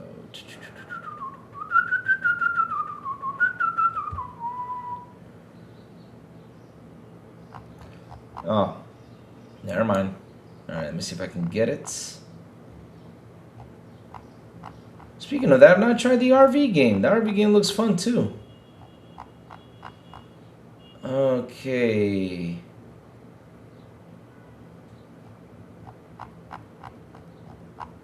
Trying to find the list. Going down the list. Oh, can't find the list though. Weird. I haven't posted it yet on Xbox Game Pass though. Let me close this and close this. Less windows for Lou. Alright, perfect. I need a home port for Sega Super GT. Sweet. Egypt 19 playing World Cup in 5 minutes. Oh shit. We got a game coming up? Oh damn, I gotta watch that game though. Damn. The problem is they let Sony sell 100 million consoles. You think they will care what they say now. The problem is that, like I told those guys out there, they have a major problem to face, and that is we have all of us gamers. We are in consoles, let's say 500 million in total when it comes down to consoles. And I do mean 500 million in total by the Xbox One, the Xbox Series, the PlayStation 4, PlayStation 5, and yeah, probably 500 million total, probably so. I think I excited a little bit of that number, but at the end of the day, though, 95% or 90% of them are buying digital games. You gotta face that. And not only that, when it comes down to movies and music too. Well, movies itself, because now we got movies and Blu-rays. You gotta try to get those people to change their minds, which they are not going to change their minds. 95% of the people around the world are on digital at this very moment, or probably I'm just saying 95, but it could be 80 or 85 or close to that. But if that's how big it is, trust me, they're not looking to make physical stuff anymore. They want to get away from it because the problem is people don't understand how companies work. Companies do this. Companies suck, and they do this a lot. So once a product is not doing so, you know what they do, or they either upgrade it, or they leave it and change it.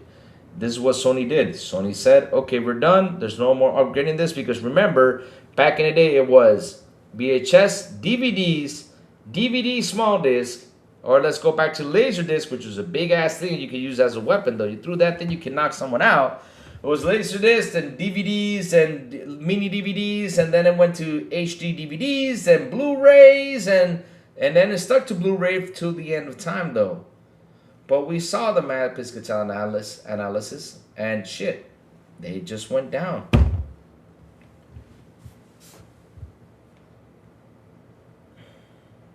Also, the media beating down. 1 second. Hello.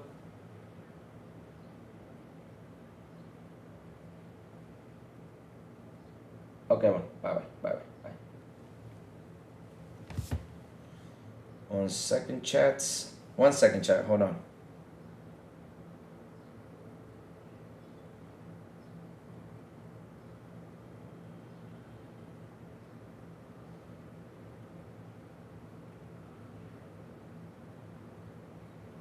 Oh, man.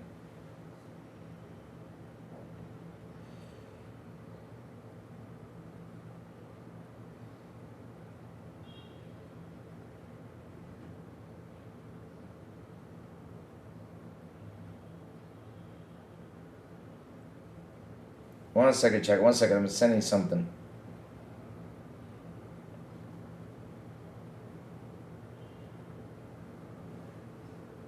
I'm doing something, chat. Hold on. This is something I gotta send, though.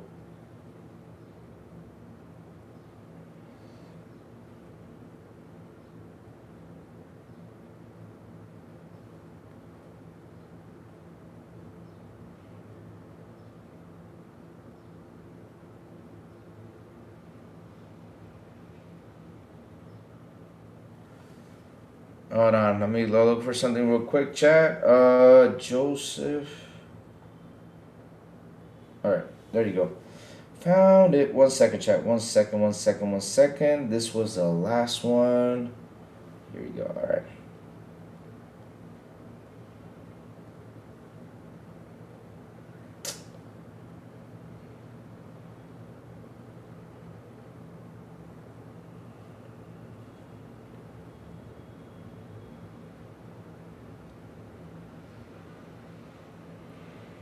Yeah, done.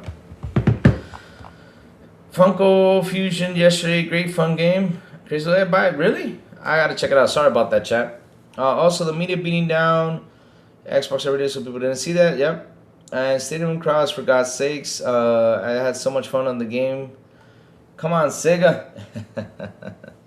I have a well watching paint dry in 5 minutes. Really? Damn. But look, no, I have not jumped into Funko Fusion, my friend. I have not jumped onto it. I gotta check it out. Take your time. Sorry about that, chat. Sorry. Yeah, I was just answering some questions because it's a doctor thing. They were asking me about it. Egypt, Argentina playing the World Cup. Okay. Hollywood movie studios wants to get in from Blu-ray disc also. Yeah, that's the thing though, Mr. Kima. That's what I was saying though. If the majority, because look, gamers are a small percentage compared to what's going on around the world, right? So we, who are on consoles, right? Let's say we're a total of, let's say 500 million. What I mean by 500 million, the ones who buy a console for a CD, because the last CD console for Nintendo was the Nintendo Wii U, and now they are in Switch cartridges. So if we the ones who buy the CDs, we're only 500 million, but versus the rest of the world that watch movies, TV shows, and all this stuff, and that's the majority of the world. Literally, I don't know how many people watch movies. I mean, that's got to be a huge number, but they're not buying these Blu-rays, because nowadays, if you want to get into Blu-rays, though, I mean, you buy a Blu-ray player, you don't get all this stuff for the CDs, and so, like I said, though, not everyone is into that anymore, and it's getting less and less. And that's with Matt Piscatella analysis, though. Check this out. The highest it's been for what it says here. Hold on, I think I have it right here. So the spending was 11.5 million in 2009. How much did games cost in 2009? Hold on. How much did games cost in 2009 price? I think it was 60, right? $59.99. Okay, it was $60. So let's do the math though. Let's say this. We're going to get this in the general thing right here. It's simple. So it's 11.5 million. So 11.5 million people were buying. That was the highest number. That was in 2009. So where's the calculator? So we're going to sum it up at 60 though. 11,500,000 people were buying disc, physical, divided by 60. No, I think I got the number wrong. Hold on, wait, am I wrong about that though? Hold on, 11,500,000 people were buying on this though. Divided by 60.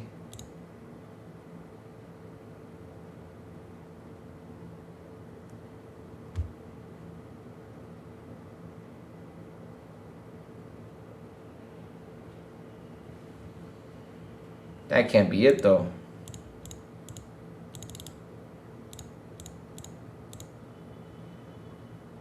Oh, it is it. Wow. You want to know how many people were buying games and disc in 2009? 191,000 people were buying disc on these consoles. 191,000 people. Chat, 191,000 people were buying this on the console.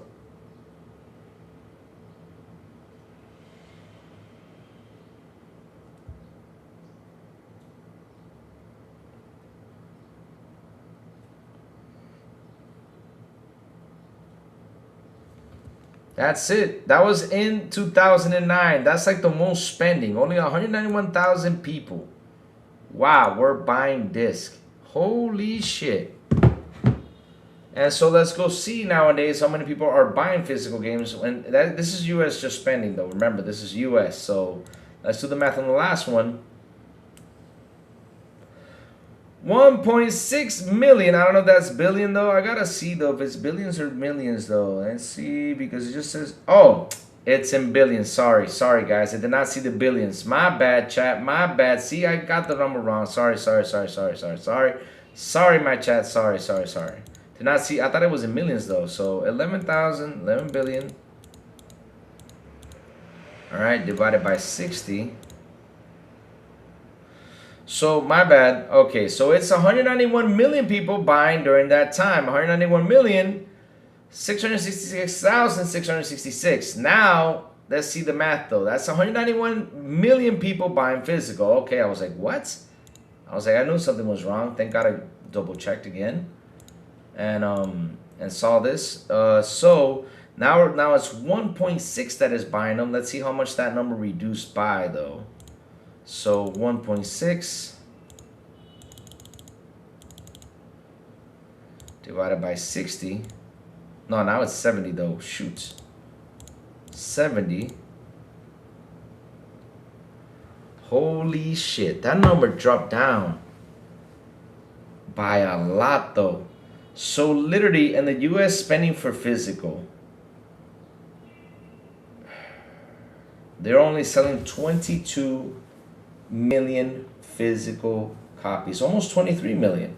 And the factory makes 18 million CDs a month. I mean, what I mean CDs by Blu-rays, they make 18 million Blu-rays a month, and they're selling 22.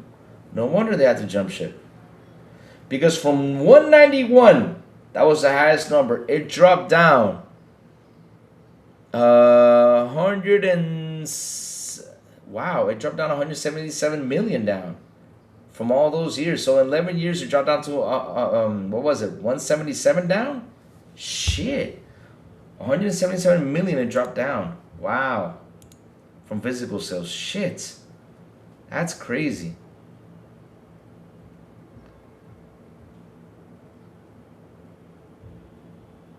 Codename Gordon was pretty decent.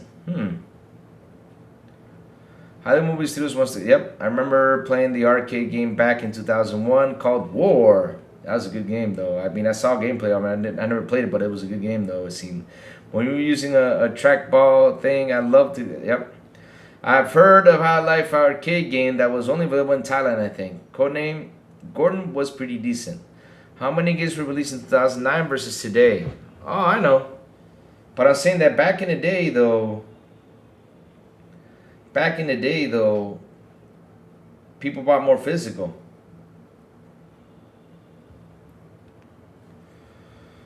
Someone here said something about VHS. I have all my VHS tapes and watched them. I have them all, but now they're glued in together. I think Sweden or someone's suing Sony over the digital only thing. Everybody's suing Sony right now because of the monopoly they have. Never mind, it's Denmark and Netherlands. Don't forget, Sony killed Destiny and sued Bungie when Marathon dies. I don't blame Sony for that one though. Go Paul. I'm not defending Sony there. I mean, I'm not. What's it called? I'm not defending Bungie in there. Sorry. Bungie killed Destiny. Sony was the idiot who bought him though. But Bungie killed Destiny, was not Sony. Be right back. Let me go take a tinkle. Be right back, chat. Give me 1 second.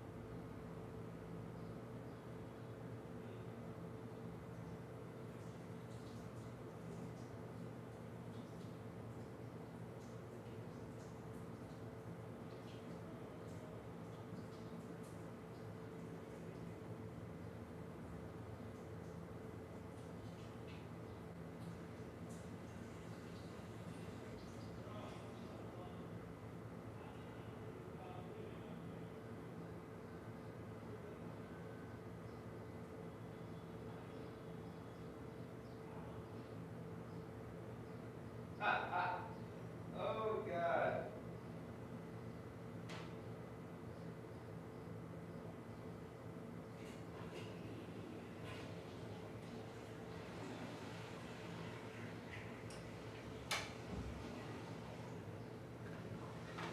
Oh, God, oh, God, oh, God. Chad, I just saw something that's we're going to be laughing about before we start heading out. Let me go look for that tweet. I love a Destiny Halo game. Add Helldivers mod into it. But this is the thing, though, chat. And you were blaming like Sony killed Bungie. Bungie killed themselves, my friend. It was not Sony though.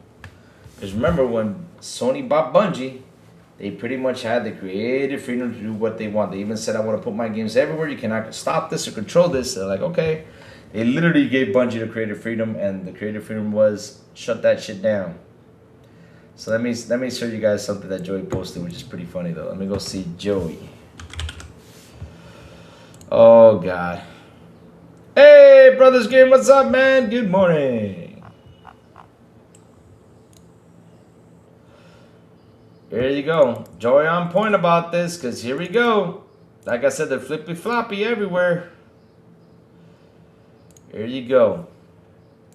They're bipping fipply floppily do. So, says here, and there you have it. I believe we'll see more of these. This outrage of physical discs will end up in nothing, and Sony knows it. That's why they aren't saying anything. They would just let the storm die out. So it says here, if you plan on still being on PlayStation Gamer forever, but pre-order Wolverine physical, perhaps consider canceling and buy the digital version, because eventually your library of new games will be all digital anyways, and that's the way you know for sure Wolverine will work on PS6 plus PlayStation and Insomnia. Get 100% of the revenue instead of sharing with leeches like GameStop and Amazon. Wow, you're now backstabbing GameStop and Amazon? You guys are hypocrites. Wow. Wow, now you're calling them leeches, huh? That's how the PlayStation, like I said, see chat, I told you guys this, and I'll say it again. I'll repeat it again. The thing that's going to kill PlayStation is the Sony fanboys and the media. Because media, they can't face PlayStation because they're sponsored by PlayStation. I've been calling this for years. I even said it on one show, and someone said, no, they're not. I won't say any names, though. But I even said that on one show. I said, well, you know, they're getting that hefty, what's it called? That hefty money bag. And they said, no, they're not. And that was towards IGN, who I said it about. They're like, no, they're not.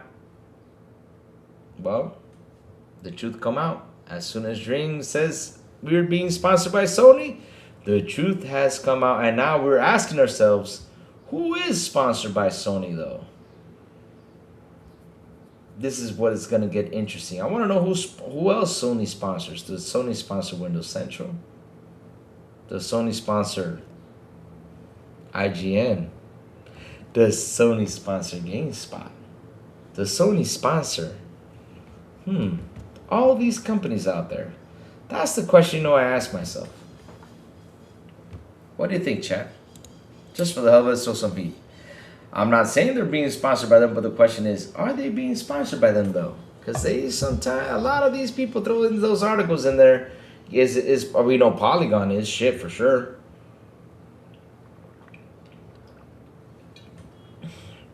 We know Dringe is shit for sure. We know that, chat. We do know this because we're seeing it all the way. We're seeing this.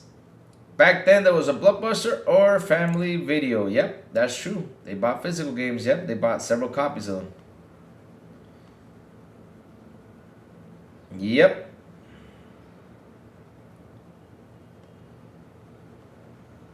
Bungie was dying before Sony bought them. Yep, that is true, though. But they gave their best years right before they bought them, though.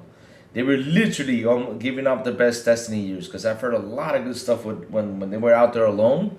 Because, of course, they were out there alone. They didn't have any funding backing them up. You know, they had to bring in the money in.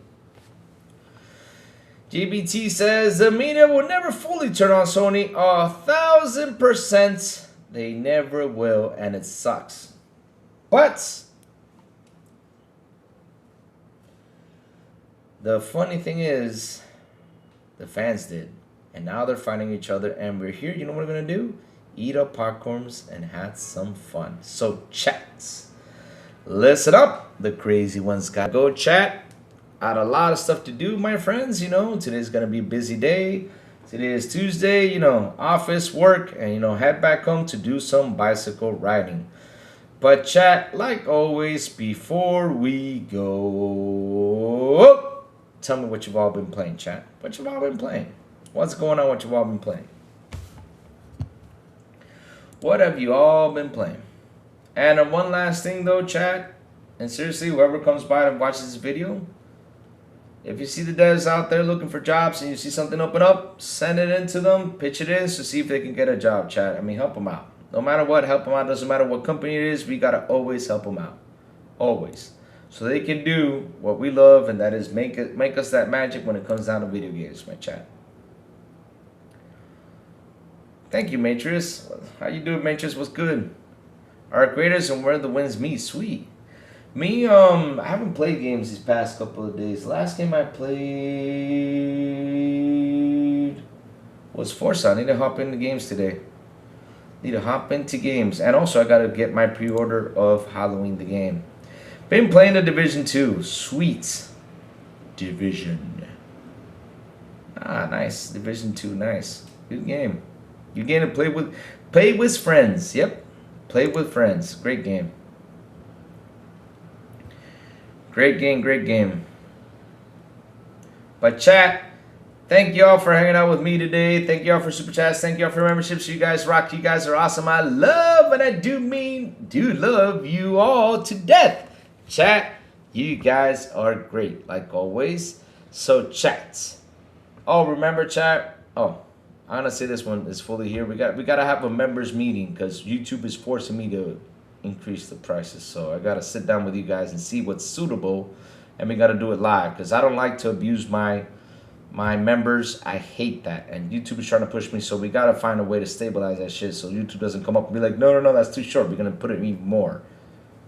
Come on, YouTube, not like this, not like this. Come on, man, not like this. So chat, hit the like button, hit the subscribe button, and also hit that bell so it can tell you when XBI content comes on. And guys, have a beautiful day. Do mean a beautiful and an awesome Tuesday. And as always, I will see you guys on the Xbox International Podcast. When we do come back at 7 p.m. ET with Sablo, the Big Plume, and Silent Cypher. And on Fridays, remind me that don't expand Espanol with Elvis and Lecita Metal Berserker. And last but not least, good morning with Crazy Little Gaming when I send that signal out over there on Twitter X, Blue Sky, Discord, and YouTube. And that's why you got to hit that bell so you can know when the crazy one comes on, talk about what's happening in the gaming news world. Chat, have a beautiful day, and I will see you guys tomorrow morning on Good Morning with Crazy Little Gaming. Bye, y'all. Have an awesome one.